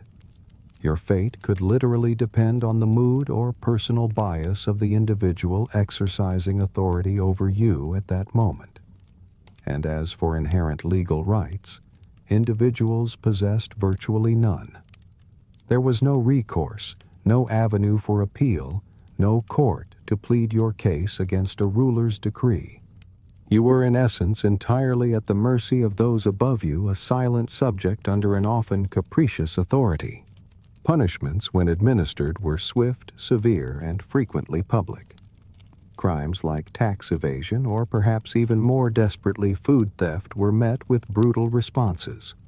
Public whipping, often to the point of disfigurement or death exile to a remote and unforgiving land, or immediate execution. These were not mere penalties. They were carefully designed as stark deterrents, spectacles of fear intended to maintain absolute order through raw, visceral intimidation. The cries of the condemned, the public display of their suffering served as chilling lessons for anyone contemplating disobedience, a grim performance of state power. One of the foundational systems of social control was the Gonengumi system of collective responsibility. This ingenious yet profoundly oppressive mechanism grouped between 5 and 10 households into mandatory units. The brilliance, or perhaps the terror of it, was that all members of a gonengumi were made mutually accountable for each other's actions, tax payments, and loyalty. If one member committed a transgression, all members could face collective punishment, which could range from loss of property to public flogging or even execution for all members, regardless of their individual guilt. This created a pervasive, low-cost form of social control and surveillance. Neighbors were not just encouraged, but compelled to report on each other to avoid suffering their own collective fate. Imagine living in a quiet village, knowing that your every move was silently scrutinized by your immediate neighbors, not out of malice, but out of sheer, terrifying self-preservation. It fostered a climate of deep suspicion and suppressed individuality where the bonds of community were paradoxically forged in mutual fear. The concept of innocent until proven guilty was largely absent. Instead, suspects were presumed guilty until they confessed, making the judicial process highly coercive. Torture was a legally sanctioned and widely used method to extract these confessions, a grim tool in the pursuit of justice. Various forms were employed, each designed to break the individual binding limbs with ropes until bones fractured, crushing joints with heavy stones, or water torture where victims were forced to ingest vast amounts of water until their bodies distended, sometimes to the point of rupture. These methods continued until the accused admitted guilt, often regardless of actual innocence.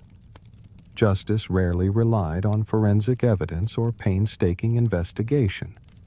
The speedy extraction of a confession was prioritized, which then became the primary and often sole basis for conviction and subsequent punishment. The screams from the local magistrate's office would be a quiet yet unforgettable sound. Enforcement, of course, was carried out directly by the samurai.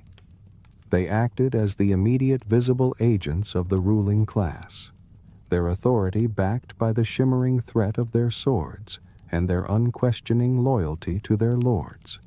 Compliance was ensured through intimidation and direct action, a swift and unhesitating application of force that left little room for argument or resistance. Their disciplined presence was a constant reminder that the law was not a written code, but a sharp blade wielded by a dedicated hand. Even minor infractions or perceived disrespect could lead to excessively severe penalties, blurring the lines between a mere social faux pas and a capital offense. A disrespectful gesture, a murmured complaint, a failure to bow correctly, these could, depending on the severity and the mood of your superior, land you in profound trouble. There was no real proportionality, no gradual escalation of punishment. The scale could tip dramatically, condemning you for what in another society might be considered a trifle. And finally, there was simply no formal system for appealing judgments. A decision made by a local lord or official was for all intents and purposes final and irreversible. There was no higher court, no avenue for seeking redress once a verdict was handed down. Your fate, once decided, was sealed, emphasizing the absolute nature of authority and the pervasive lack of individual recourse. This arbitrary, brutal system of justice, constantly shadowed by the ultimate punishment, then brings us to the profound societal role of death and honor. That arbitrary, brutal system of justice, constantly overshadowed by the threat of its ultimate expression, leads us naturally to the profound societal role of death and honor in feudal Japan. For a modern individual, where death is often feared and postponed at all costs, and honor is a more nebulous concept, the intertwining of these two elements would be incredibly jarring, turning one's demise into a meticulously choreographed final act, a chilling testament to social control. Consider seppuku ritual suicide, This was not a desperate act of despair, but a highly valued and respected practice for disgraced samurai. It allowed them to atone for failures, whether real or perceived, and crucially to preserve their honor and prevent shame from falling upon their clan. Often performed publicly and ceremonially with a designated second to deliver the killing blow, it was an act of profound self-mastery, a final, controlled act of will in the face of insurmountable disgrace. The quiet dignity of the ritual, the precise movements underscored its significance, not as an escape from death, but as a deliberate embrace of it for a higher purpose. For a modern mind, it's difficult to grasp how choosing such a gruesome end could be considered the most honorable path. Regardless of your social standing, whether you were a noble samurai facing seppuku or a peasant facing execution for a minor transgression, there was a societal expectation to meet your death, whether through punishment or natural disaster, with profound composure and dignity. Imagine knowing your end is nigh, and rather than panicking or pleading, you are expected to calmly compose a final poem, a last elegant expression of your spirit before the inevitable.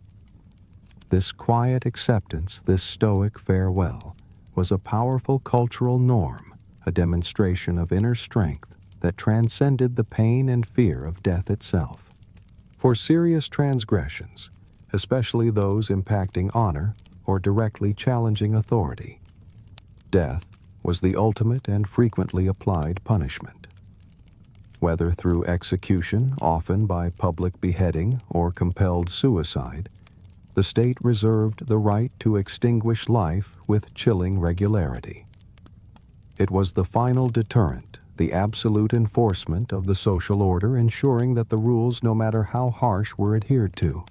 The swift, silent slice of a blade was often the final arbiter of justice. The samurai, in particular, lived with a constant readiness for death, a quiet understanding that their life could be forfeit at any moment for their lord, for their honor, or for a perceived failure. They carried a metaphorical, personal death plan, a mental script for any perceived loss of honor or failure, making their existence a continuous test of resolve. Every day was lived with a quiet awareness of mortality, a readiness to embrace the end if the moment called for it. This constant proximity to death, rather than inducing despair, was intended to hone their discipline and focus their lives. In extreme cases of clan disgrace, the consequences could ripple outwards, often demanding even more profound sacrifices. Female family members, daughters, wives, mothers, might be expected to follow a disgraced husband or father into death, choosing suicide to underscore the collective nature of honor and its extreme consequences. This wasn't always forced in the physical sense, but through overwhelming social pressure and the desire to alleviate the shame on their loved ones. It highlights the devastating scope of collective responsibility, where even innocent lives could be claimed by the weight of familial dishonor. Indeed, the pervasive concept of honor was meticulously leveraged by the ruling class as a powerful tool of state control.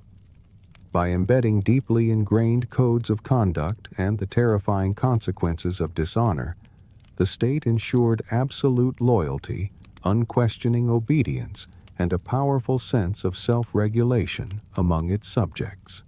Individuals were compelled to adhere to strict codes, not just by external force, but by an internal drive to avoid the deadly punitive measures that awaited any perceived slight against the delicate balance of the social order. Honor, then, was not merely a personal virtue, but a powerful instrument of governance, a silent, pervasive pressure to conform. Many forms of punishment or atonement, including seppuku and public executions, were transformed into public spectacles. These weren't hidden away. They were performed in plain sight, serving as powerful object lessons designed to reinforce state power and enforce social norms through raw public fear.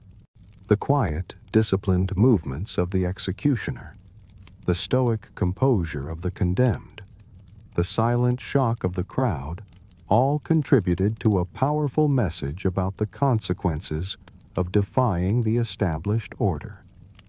This absolute control, however, despite its terrifying efficiency, could not entirely suppress the inevitable seeds of discontent that grew in the shadows, particularly among those who bore the heaviest burdens. That chilling absolute control exercised through public spectacles of punishment and the pervasive concept of honor could never entirely suppress the inevitable seeds of discontent that quietly grew in the shadows, particularly among those who bore the heaviest burdens. For all its rigid appearance, the feudal system was inherently unstable, its vast inequalities often pushing its most vulnerable subjects to the very brink. This leads us to the sporadic yet often brutal reality of peasant rebellion known as Ikki. The root causes of suffering that fueled these uprisings were painfully consistent excessive taxes that stripped peasants of their meager sustenance, pervasive famine, often exacerbated by natural disasters. Those typhoons and droughts we discussed earlier, and the arbitrary or corrupt actions of local officials. These factors combined to create intolerable living conditions, pushing ordinary people beyond the limits of human endurance. Imagine working tirelessly, barely clinging to life, only to face yet another impossible tax demand, or the callous indifference of a local samurai. The quiet desperation would eventually boil over. The widespread poverty and the often sporadic breakdown of central authority in rural areas also led to rampant banditry. Roads outside towns, particularly in times of scarcity, became extremely perilous. Traveling alone or with goods was a constant gamble, as groups of desperate armed individuals preyed upon travelers and even isolated villages. This rampant banditry wasn't just a criminal problem. It was a symptom of the system's inherent inability to protect its most vulnerable citizens, a quiet acknowledgement that the state's power didn't always extend to the darkest corners of its own lands, forcing individuals into difficult choices for survival. Most Ikki were not grand, strategically planned revolutions. Instead, they were sparked by immediate localized grievances, sudden eruptions of desperation. Imagine a new exorbitant tax being imposed just after a devastating flood, or the cruel actions of a specific corrupt tax collector pushing a village to its breaking point. These uprisings rarely had long-term objectives beyond immediate relief from their suffering. They erupted spontaneously, driven by sheer collective desperation, often led by a charismatic local figure, perhaps a village elder or a disillusioned farmer who could articulate the collective rage.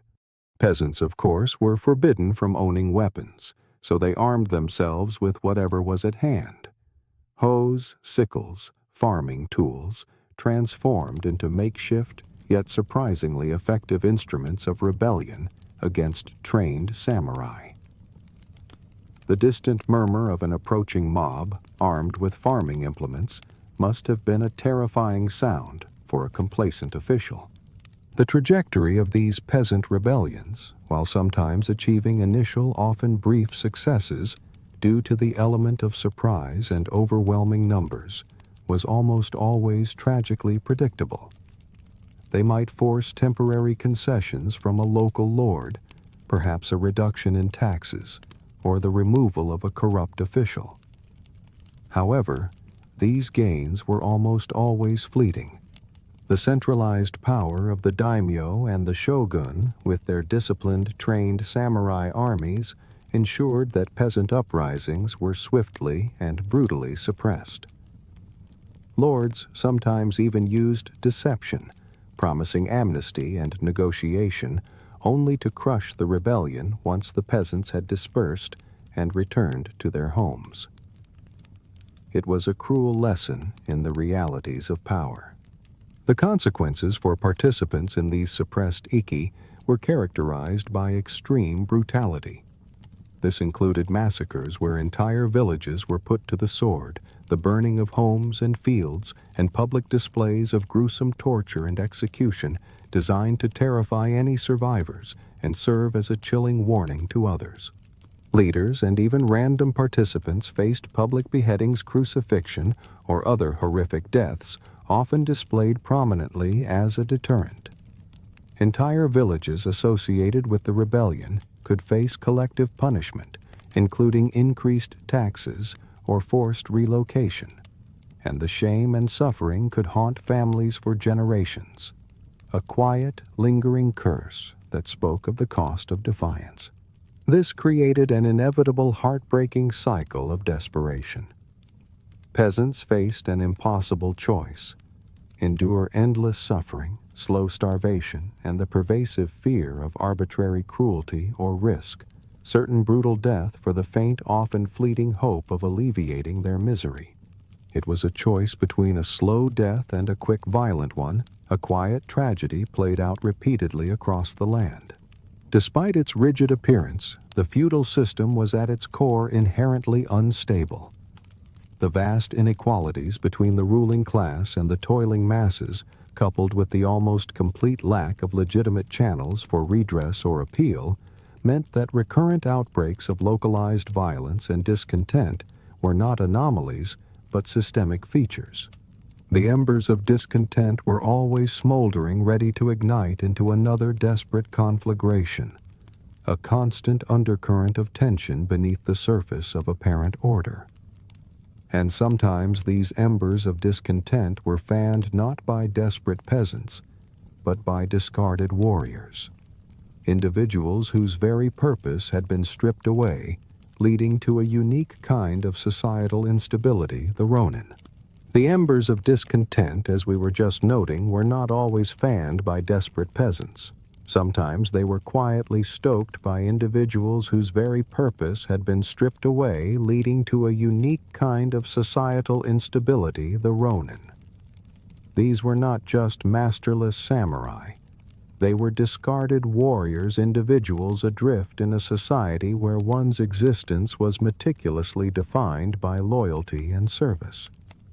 Their very presence was a quiet crack in the idealized image of feudal stability, a constant reminder of the system's inherent fragility. So who exactly were the ronin? The term literally translates to wave man, implying someone who wanders without a fixed home like a wave on the sea. These were samurai who no longer served a lord, a status considered deeply shameful. They might have lost their master through his death, his disgrace, or the loss of his domain. Alternatively, they could have been expelled from service for their own transgressions, a profound loss of purpose and identity in a society where such things were paramount. They were often viewed with suspicion, effectively becoming social outcasts, despite their martial training, a quiet contradiction in a rigidly defined world. There were various reasons for a samurai to find himself in this unenviable status. The most common was the death of their lord without a clear heir, leaving his retainers without a master to serve. Or perhaps the shogun, in a display of absolute power, confiscated or drastically reduced a lord's domain, leaving his samurai without a stipend or a purpose. A samurai could also become a ronin through their own actions, such as disobedience to their lord, a major failure in battle that resulted in profound dishonor, or a perceived act of disloyalty that led to their expulsion from service. Sometimes a daimyo's financial woes were so severe that he was forced to dismiss retainers simply to save costs, quietly releasing them into an uncertain future. Each story, though unique, carried the same heavy weight of loss and dishonor. The struggles faced by these masterless warriors were profound, extending far beyond mere material hardship. Lacking a regular stipend, ronin often faced extreme poverty, forced to sell their family heirlooms, including their precious swords, the very soul of a samurai, to survive. Imagine selling the symbol of your identity, your ancestral pride, just to put food in your stomach. Beyond material struggles, they endured immense psychological suffering from the loss of honor, the erosion of their purpose, and the shattering of the rigid social structure that had once defined their entire lives. They were frequently distrusted and actively avoided by both commoners who feared their martial skills and unpredictable nature, and other samurai who saw their masterless status as a contagious form of disgrace. Finding stable employment or integrating into communities was incredibly difficult, a constant quiet struggle against societal prejudice. Driven by this pervasive desperation, some ronin turned to unsavory choices. Many resorted to banditry, using their formidable martial skills for illicit gain, preying on travelers or isolated villages. Others engaged in extortion, leveraging their swords for protection money, or became hired thugs, selling their skills to the highest bidder. A few sought more legitimate employment as bodyguards for wealthy merchants or hired swords in local skirmishes. If they were particularly fortunate, and if a lord was desperate or pragmatic enough, a ronin might even find a new master, though this often came with intense scrutiny and a lingering shadow of suspicion. A small number survived by opening modest dojos teaching martial arts, though with little of the prestige of a retainer. Their martial expertise and deep-seated discontent also made them potential recruits for peasant uprisings, offering a disciplined edge to otherwise unorganized rebellions, or even challenges to the established order, a quiet, dangerous undercurrent. Indeed, large numbers of ronin posed a constant unsettling threat to the shogunate's authority and regional peace. They were a ready pool of highly skilled, disaffected warriors who could be mobilized by ambitious daimyo seeking to expand their influence or used to destabilize provinces, sowing discord and chaos. Their presence in towns and villages often bred fear and suspicion as their unpredictable nature. Their history of violence and their lack of a master made them unwelcome yet difficult to control. The existence of ronin was a stark, uncomfortable reminder of the feudal system's inherent fragility, its inability to provide for all its loyal servants, a quiet, persistent crack in the idealized image of stability. This quiet, persistent instability born from deep-seated inequities brings us to the very conclusion of our journey into feudal Japan. That quiet, persistent instability born from deep-seated inequities often led to a quiet, pervasive form of control, an almost suffocating network of silent eyes that constantly watched. For all its rigid structure, feudal Japan possessed an inherent fragility, one that the ruling class sought to patch through constant, meticulous vigilance, ensuring little room for deviation. For a modern individual accustomed to zones of privacy and personal freedom, this environment of pervasive surveillance would feel like living under a perpetually overcast sky, where the sun of individual anonymity rarely broke through. The Gonengumi system, which we briefly touched upon regarding legal enforcement, wasn't just a punitive mechanism. It was a foundational, low-cost instrument of daily social control. Imagine being grouped with 5 to 10 other households, not by choice, but by decree. Your lives, your actions, your very presence were inextricably linked. This system fostered a chilling, quiet paranoia, a subtle distrust that could seep into the very fabric of neighborly relations. While outwardly polite and cooperative beneath the surface lay the unsettling truth that your neighbors, to avoid collective punishment for your transgression, were compelled to report on you. Every hushed conversation, every minor deviation from custom, every complaint uttered in exasperation could potentially be overheard and reported.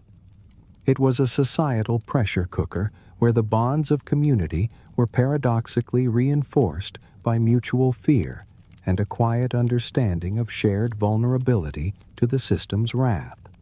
Beyond this neighborhood-level scrutiny, the ruling daimyo and the shogunate employed their own more formal networks of spies and informants known as metsuke. These were often lower-ranking samurai, or even commoners, tasked with quietly observing and reporting on the activities of everyone from rival daimyo and their retainers to local officials and even the general populace.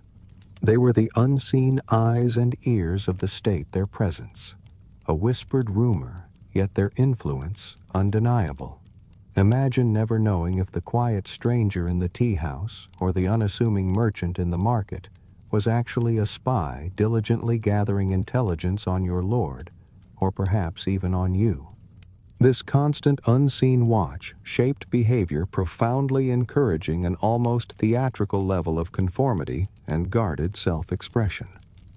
Spontaneity was a luxury rarely afforded, and truly private thoughts were best kept strictly internal. This omnipresent scrutiny profoundly shaped not just external behavior, but the very psychology of individuals. Living under the quiet awareness that you were always being observed, always being judged against an unyielding code, fostered a deep-seated caution. You learned to suppress true feelings, to mask genuine opinions, and to perform your role with an almost flawless precision. Any display of weakness, any hint of dissent, any sign of individuality that might be misinterpreted was swiftly stifled. It was a constant exercise in emotional restraint and self-censorship, a quiet act of survival. For a modern person accustomed to freely expressing their thoughts and feelings, this would be an exhausting, suffocating burden, slowly eroding the very sense of authentic self. You would find yourself constantly editing your every word, your every gesture, to ensure they aligned perfectly with societal expectations, a quiet internal battle fought ceaselessly. This culture of surveillance extended even to formal gatherings and daily interactions. A samurai lord might conduct unexpected inspections of his retainers' homes, or even their personal appearance to gauge their discipline and loyalty. Tea ceremonies, as we discussed, were not just artistic performances, but also opportunities for quiet observation of a guest's adherence to etiquette, revealing their inner character. Even the precise folding of a kimono or the cleanliness of one's nails could be a silent tell indicating one's level of discipline or inner turmoil. Every detail, however small, was a potential clue, a piece of information for the watchful eyes of the powerful. The psychological impact of this constant quiet pressure cannot be overstated. It led to a profound internalization of social norms, a self-policing mechanism where external authority became an internal censor. You didn't just obey because you feared punishment. You obeyed because the very thought of straying brought a quiet, uncomfortable dread, a fear of the shame that would ripple through your clan and the unspoken judgment of your community. It was a life lived within invisible yet incredibly strong boundaries, a quiet confinement that would feel utterly alien to anyone valuing personal freedom.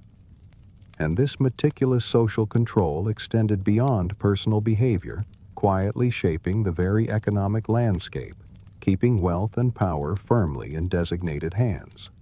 That meticulous social control, that quiet internal censor, then extended far beyond personal behavior, quietly shaping the very economic landscape of feudal Japan, keeping wealth and power firmly in designated hands. For a modern individual accustomed to diverse career paths, fluid capital and investment opportunities, the economic reality of this era would feel like navigating a heavily fortified maze where every path led back to the rigid dictates of the shogunate. Beyond the relentless taxation we previously discussed, the economic system itself, was designed to limit accumulation and upward mobility, especially for those outside the ruling warrior class. The shogunate maintained a policy of strict control over key resources and industries. For example, mining, particularly for precious metals like gold and silver, was often directly controlled by the shogun or major daimyo.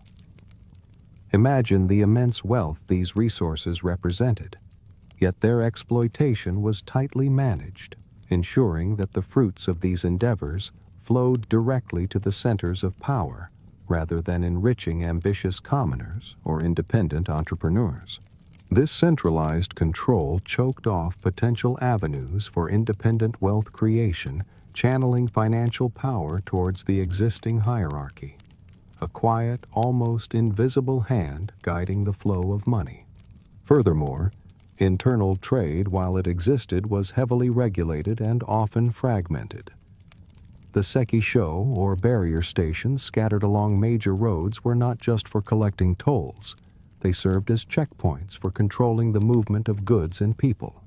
Think of them as medieval customs points within the country, ensuring that unauthorized or contraband goods didn't disrupt the local economies or empower the wrong individuals. This inhibited the development of broad interconnected trade networks, keeping regional economies somewhat isolated and vulnerable to local fluctuations. A quiet murmur of impatience might accompany your passage through these stations, a reminder of the constant oversight. The concept of investment as we understand it was rudimentary and risky. While merchants could certainly accumulate wealth, deploying that wealth in ways that might challenge the social order, say by buying vast tracts of land or funding independent military forces, was highly dangerous. Any display of excessive financial power by a non-samurai could draw unwanted attention, leading to confiscation of assets, or worse.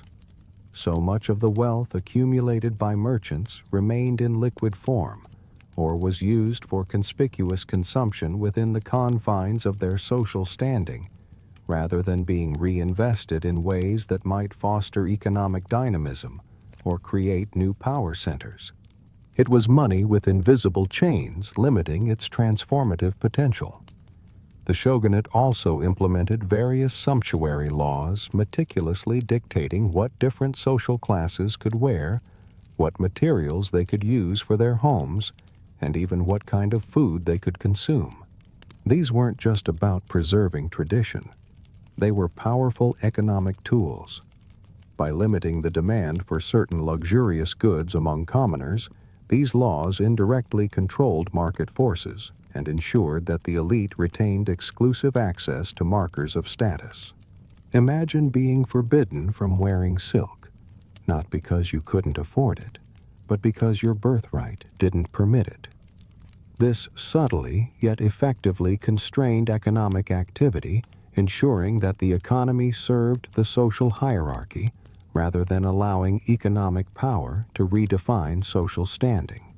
Even the production of crafts was often tightly controlled by guilds or specific feudal lords.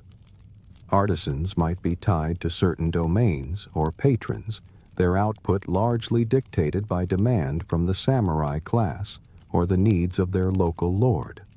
While they possessed immense skill, their economic freedom was often limited, preventing them from scaling up their businesses or selling their wares in unrestricted markets. The rhythmic clink of a potter's wheel or the careful stroke of a lacquer artist echoed not just creativity, but also the quiet constraints of their economic reality.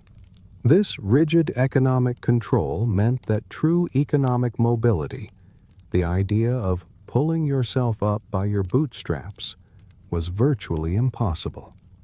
Your economic fate, much like your social destiny, was largely predetermined by your birth.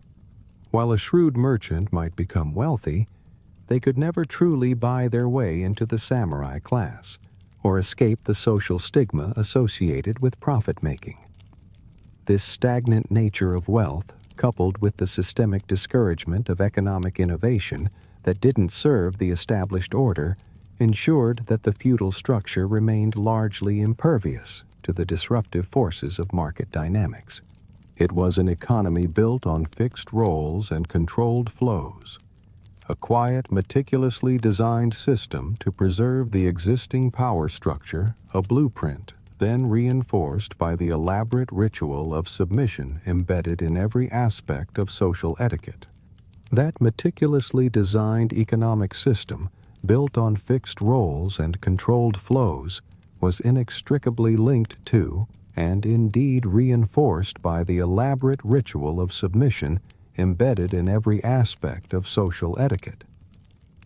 For a modern person accustomed to relatively informal interactions and a relaxed approach to social hierarchies, the sheer weight of these rituals, the constant need for performative deference would be exhausting, a relentless exercise in quiet self-effacement.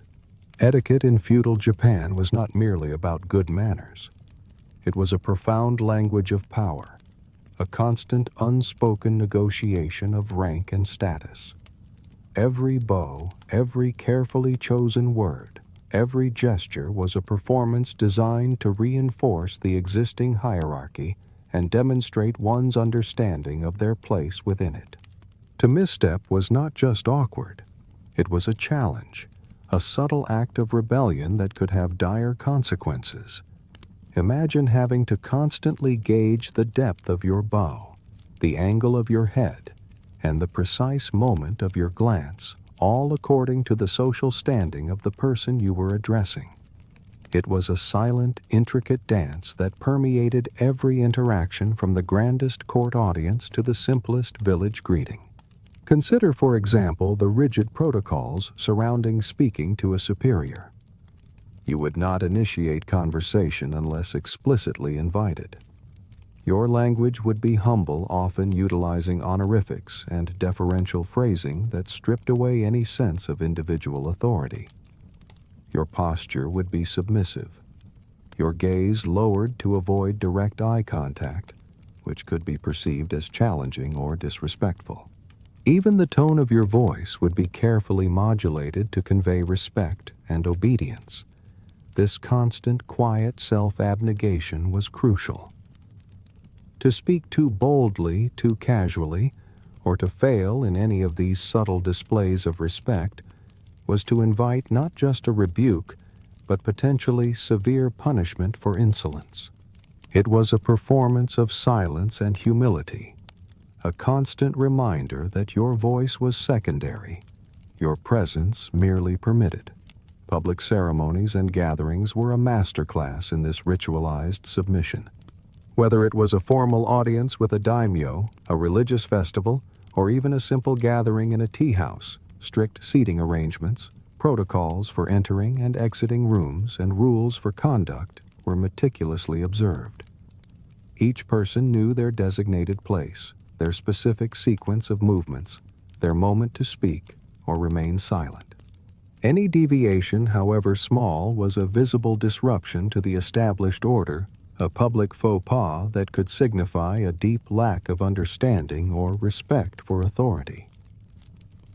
The quiet rustle of silk as someone took their precisely allotted place, the careful avoidance of stepping on another's shadow.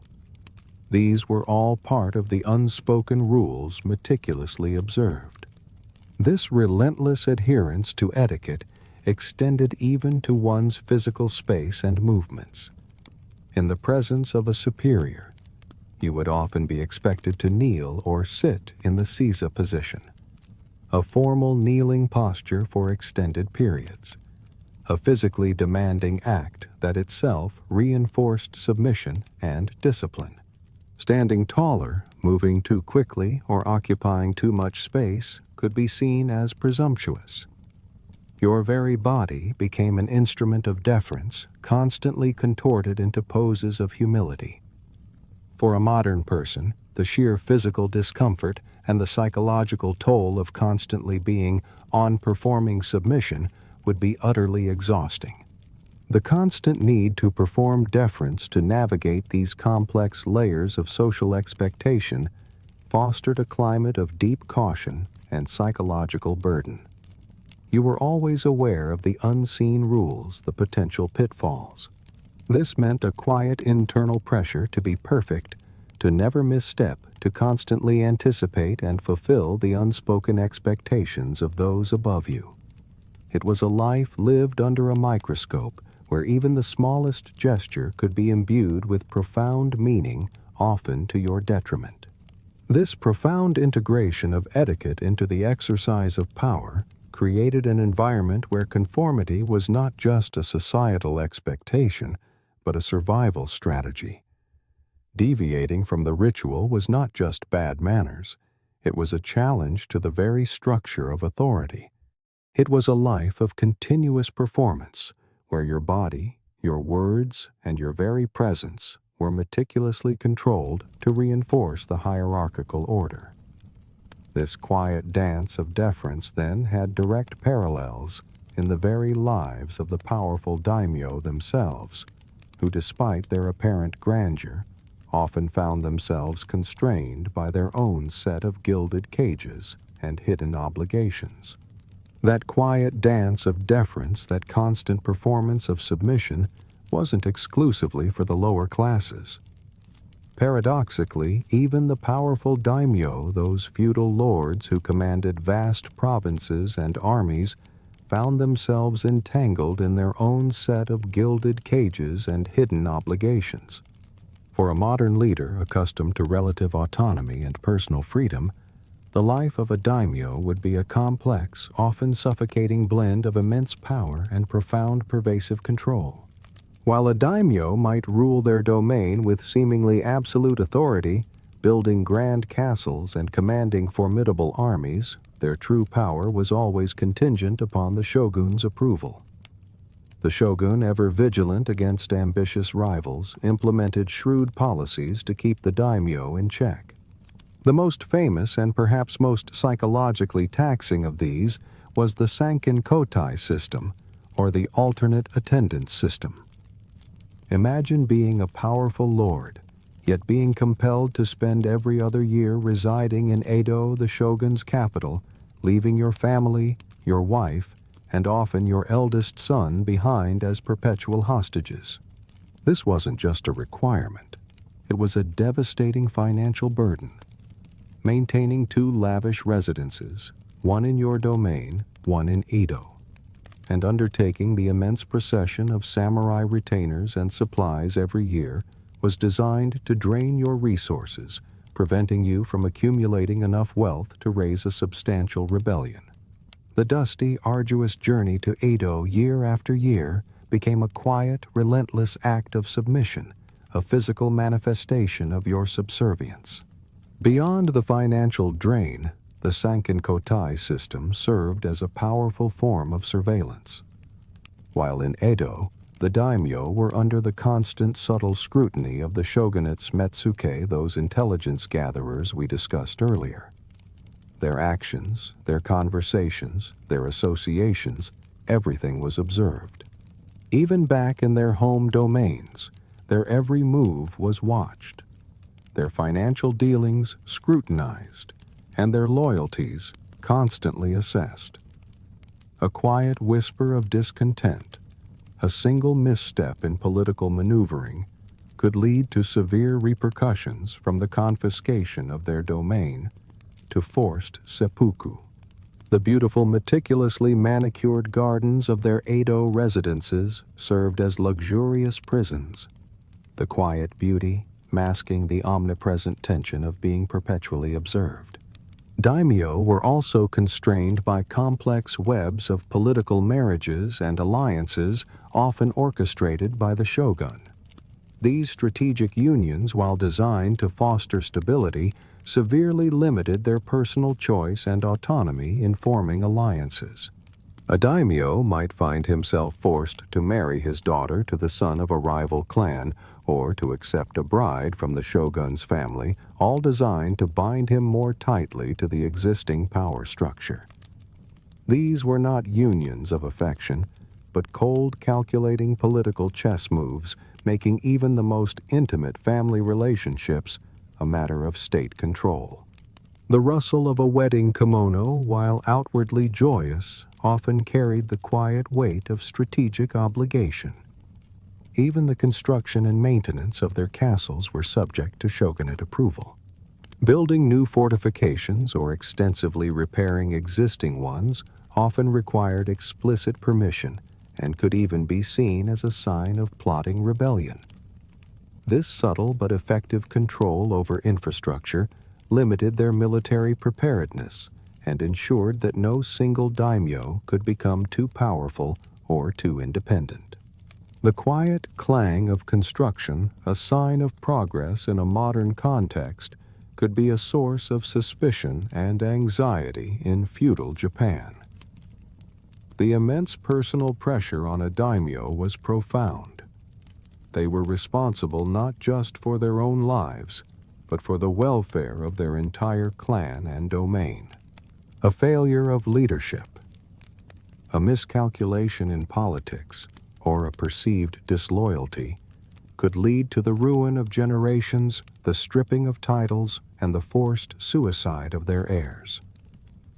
This immense burden of responsibility, coupled with the constant threat of surveillance and the financial drain of the Sankin Kotai, meant that life at the top was far from a comfortable existence. The quiet splendor of their lives masked a deep, unyielding pressure, a continuous internal negotiation between power and submission.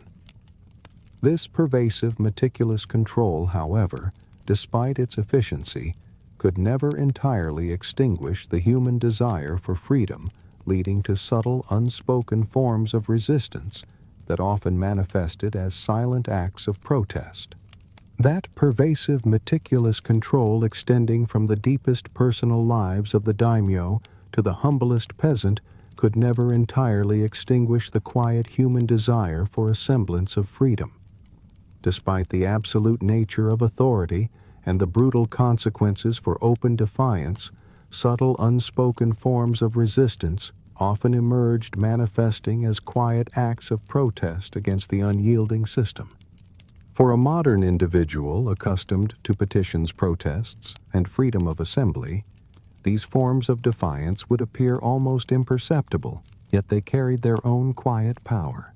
One of the most common and perhaps most desperate forms of subtle resistance among peasants was what's sometimes called flight. Peasants were legally tied to their land, but when conditions became utterly unbearable, when taxes became truly extortionate, or famine too pervasive, some would simply abandon their villages under the cover of darkness. They would become ronin of a different kind, wandering from their assigned lands in a desperate search for survival, knowing full well the severe penalties if caught. This wasn't an organized rebellion, but a quiet individual act of defiance, a vote with their feet against an oppressive system. The silent vanishing of families leaving behind empty huts spoke volumes without uttering a single word, a ghostly protest against the harsh realities. Another subtle form of resistance was the deliberate, quiet underperformance, while outright refusal to work was met with brutal punishment.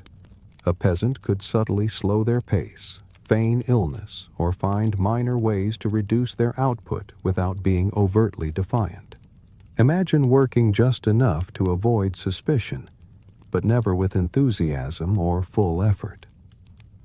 This was a silent strike, a quiet withholding of labor designed to marginally lessen the burden of their toil and subtly impact the Lord's coffers without inviting direct retribution.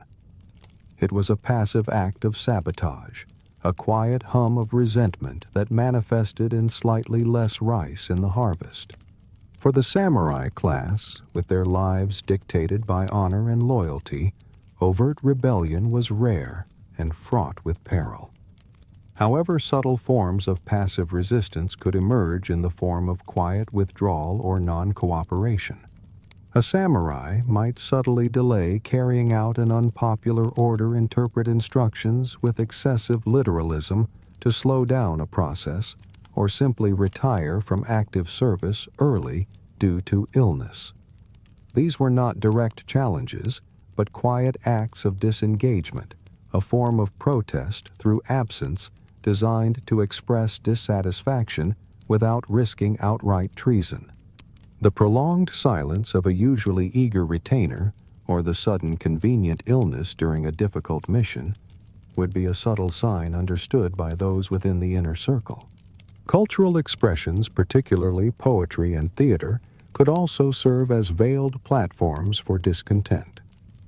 While direct criticism was forbidden, poets might use metaphors, allusions, or historical analogies to subtly critique contemporary injustices or express a longing for a more just society. Plays, especially those performed for commoners, might feature stock characters who, through their misfortunes, implicitly commented on the harshness of the ruling class. These were not calls to arms, but quiet sighs of despair or subtle lampoons, allowing a moment of shared understanding and catharsis for those who could read between the lines. The hushed chuckle in the audience or the knowing glance exchanged after a particularly poignant verse would be a quiet moment of solidarity. Even within the rigid framework of the family, subtle forms of defiance could exist. While marriages were arranged, a quiet resistance might manifest in a refusal to procreate, a deliberate choice to limit the size of a family in the face of overwhelming poverty, or a silent emotional detachment from a spouse forced upon them.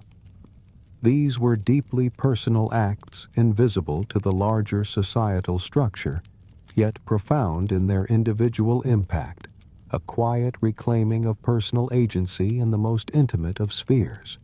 The quiet, almost invisible nature of these forms of resistance meant they rarely led to large-scale change, but they offered a psychological outlet, a small reclamation of dignity in a world that sought to control every aspect of life.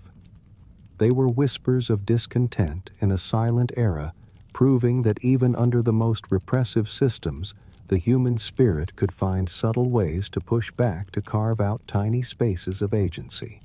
This constant, almost meditative struggle for agency then circles back to the pervasive weight of ancestry, honor, and debt, revealing how deeply these concepts constrained every individual's life. Those quiet whispers of discontent, those subtle acts of individual agency, were but minor ripples against the immense, almost tidal force of ancestry, honor, and debt that constantly weighed upon every individual in feudal Japan. For a modern person whose identity often feels self-constructed, the sheer crushing weight of familial legacy and inherited obligation would be utterly disorienting, a silent, pervasive burden that shaped every breath. The concept of on or obligation was a foundational pillar of society. It wasn't just about returning a favor. It was a deeply ingrained, almost sacred debt owed to one's parents, one's lord, and one's ancestors. From the moment you were born, you inherited a vast unspoken ledger of on that you were expected to repay throughout your life.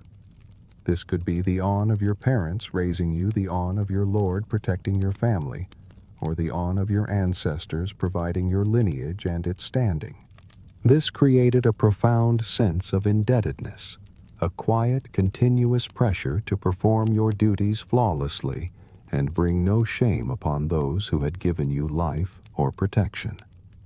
It was a debt that could never truly be fully repaid, only continuously honored through service and impeccable conduct. Honor, or meiyo, was not a personal achievement to be worn lightly. It was a collective treasure meticulously guarded by the entire clan. Your individual actions had direct, immediate implications for the honor of your family name, reverberating through generations. Imagine knowing that a single moment of cowardice, a perceived act of disloyalty, or a failure to uphold a promise could not only lead to your own downfall, but could also permanently tarnish the honor of your ancestors and cripple the future prospects of your descendants. This terrifying collective responsibility meant that your life was not your own to gamble with. It belonged in a very real sense to the countless lives that came before you and would come after. It was a heavy, silent mantle worn with both pride and profound trepidation.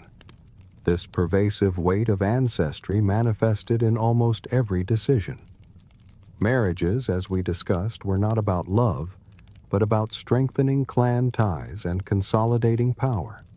You married not for yourself, but for your family, to ensure the continuation of the lineage and to forge alliances that benefited the collective. Even the education you received, the profession you pursued, and the very way you conducted your daily life were ultimately aimed at upholding or enhancing the family's standing, never purely for personal gratification. Your individual aspirations were quietly subsumed by the overarching needs of the i.e., the household or clan. The concept of saving face was intrinsically linked to this honor. A loss of face, a public humiliation, a perceived insult, or a failure to perform one's duty was not just personal embarrassment. It brought shame upon the entire group to which you belonged, from your immediate family to your entire clan or lord. To avoid this, individuals engaged in elaborate displays of self-control, meticulously managing their emotions and reactions in public.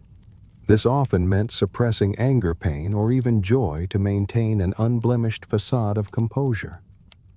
The silent internal struggle to maintain this outward perfection was a constant, exhausting performance. This deep-seated obligation extended even to matters of justice and retribution. If a member of your family or clan was wronged, there was a profound expectation to seek justice, often through vendetta, to restore the family's honor. This was not just a personal quest. It was a collective duty, a quiet obligation that could span generations until the scales of honor were balanced. It meant that a conflict started by one ancestor could quietly simmer for decades, waiting for the right moment for a descendant to seek retribution. The weight of ancestral grievances could define an entire life. Perhaps most profoundly, there was little room for true self-expression or the pursuit of unique individual interests if they did not align with the family's expectations. Your life was a continuation, a quiet echo of those who came before you, and a blueprint for those who would follow. The greatest achievement was not to stand out, but to seamlessly blend in to fulfill your inherited role with quiet excellence and unwavering loyalty. This quiet, almost meditative acceptance of one's predetermined role, combined with the relentless grind of daily survival, quietly brings us to the very heart of why a modern individual would indeed fail to last a single day in this challenging era, as we reflect on the pervasive hardship that defined every waking moment. That quiet, almost meditative acceptance of one's predetermined role, combined with the relentless grind of daily survival, quietly brings us to the very heart of why a modern individual would indeed fail to last a single day in this challenging era. As we reflect on the pervasive hardship that defined every waking moment, it becomes clear that feudal Japan was a world fundamentally alien to our contemporary sensibilities, a silent crucible designed to test the limits of human endurance. Imagine, if you will, the cumulative weight of all we've quietly explored, waking up each day knowing your life is entirely predetermined by birth, with no avenue for self-selection or advancement. Your every action, every word perpetually scrutinized not just by authority, but by your very neighbors under the chilling specter of collective punishment. The gnawing ache of hunger as a constant companion, your diet relentlessly monotonous, punctuated only by the occasional sour tang of a pickled radish. The bone-deep cold of winter permeating your flimsy home, the ever-present threat of typhoons, earthquakes, and fires, reducing your world to ash in an instant. Your personal hygiene, a daily battle against cold water and rudimentary cleansers performed not for comfort, but to ward off spiritual shame. Your days consumed by backbreaking labor from dawn till dusk, with no concept of leisure, no days off, just the endless rhythm of toil. Childhood. Not a period of carefree exploration, but an early immersion into duty and survival, molding you into a functional cog in a rigid machine.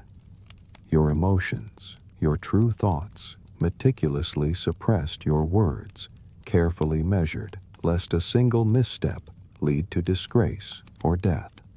Every cultural expression from tea ceremony to poetry, a precarious performance where the smallest error could reveal deep character flaws and bring shame upon your entire family. Marriage, not a union of love, but a pragmatic alliance your spouse chosen for you, your role strictly defined by the need to produce heirs and manage a household. Your very identity, your sense of self, utterly subsumed by the overarching honor and obligations of your clan, where one individual's mistake could spell ruin for generations. And then the unyielding power hierarchy, the arbitrary justice, the public brutal punishments, the omnipresent surveillance, and the chilling expectation that you would meet your death should it come with profound composure, even composing a final poem. Even if you were powerful like a daimyo, your grandeur was laced with constant threat. Your movements monitored your family held hostage by the shogun's policies. And for the dispossessed, like the ronin, the loss of purpose and honor was a slow psychological death, pushing some to desperation, a quiet, dangerous instability. Feudal Japan was a world where autonomy was a dangerous fantasy, where security was a fleeting illusion, and where comfort was a luxury rarely afforded. It was a society that demanded profound stoicism, absolute obedience, and an almost superhuman capacity for endurance in the face of relentless adversity. The air you breathed was thick with tradition, obligation, and the unspoken weight of consequence. Every decision, from the smallest gesture to the most profound life choice, was not your own, but dictated by a system designed for collective survival and the perpetuation of the established order. For you, a modern individual accustomed to personal freedom, to a voice, to choices, to warmth, to sanitation, to abundant food, and to the relative safety of a complex welfare state, the sheer unrelenting demands of this historical landscape would be an unbearable assault on your very being. You would find yourself utterly unequipped psychologically, physically, and socially to navigate its treacherous currents. The sensory overload, the smells of human waste and wood smoke, the sounds of wind whistling through thatch and distant cries of punishment, the constant chill would be overwhelming. The psychological burden of constant scrutiny and the suppression of self would be crushing. It is not an exaggeration to say that your modern mind, your modern body, and your modern expectations would fundamentally fail. You wouldn't last a day. With the quiet hum of feudal life now gently fading from our thoughts, let's take a soft, deep breath.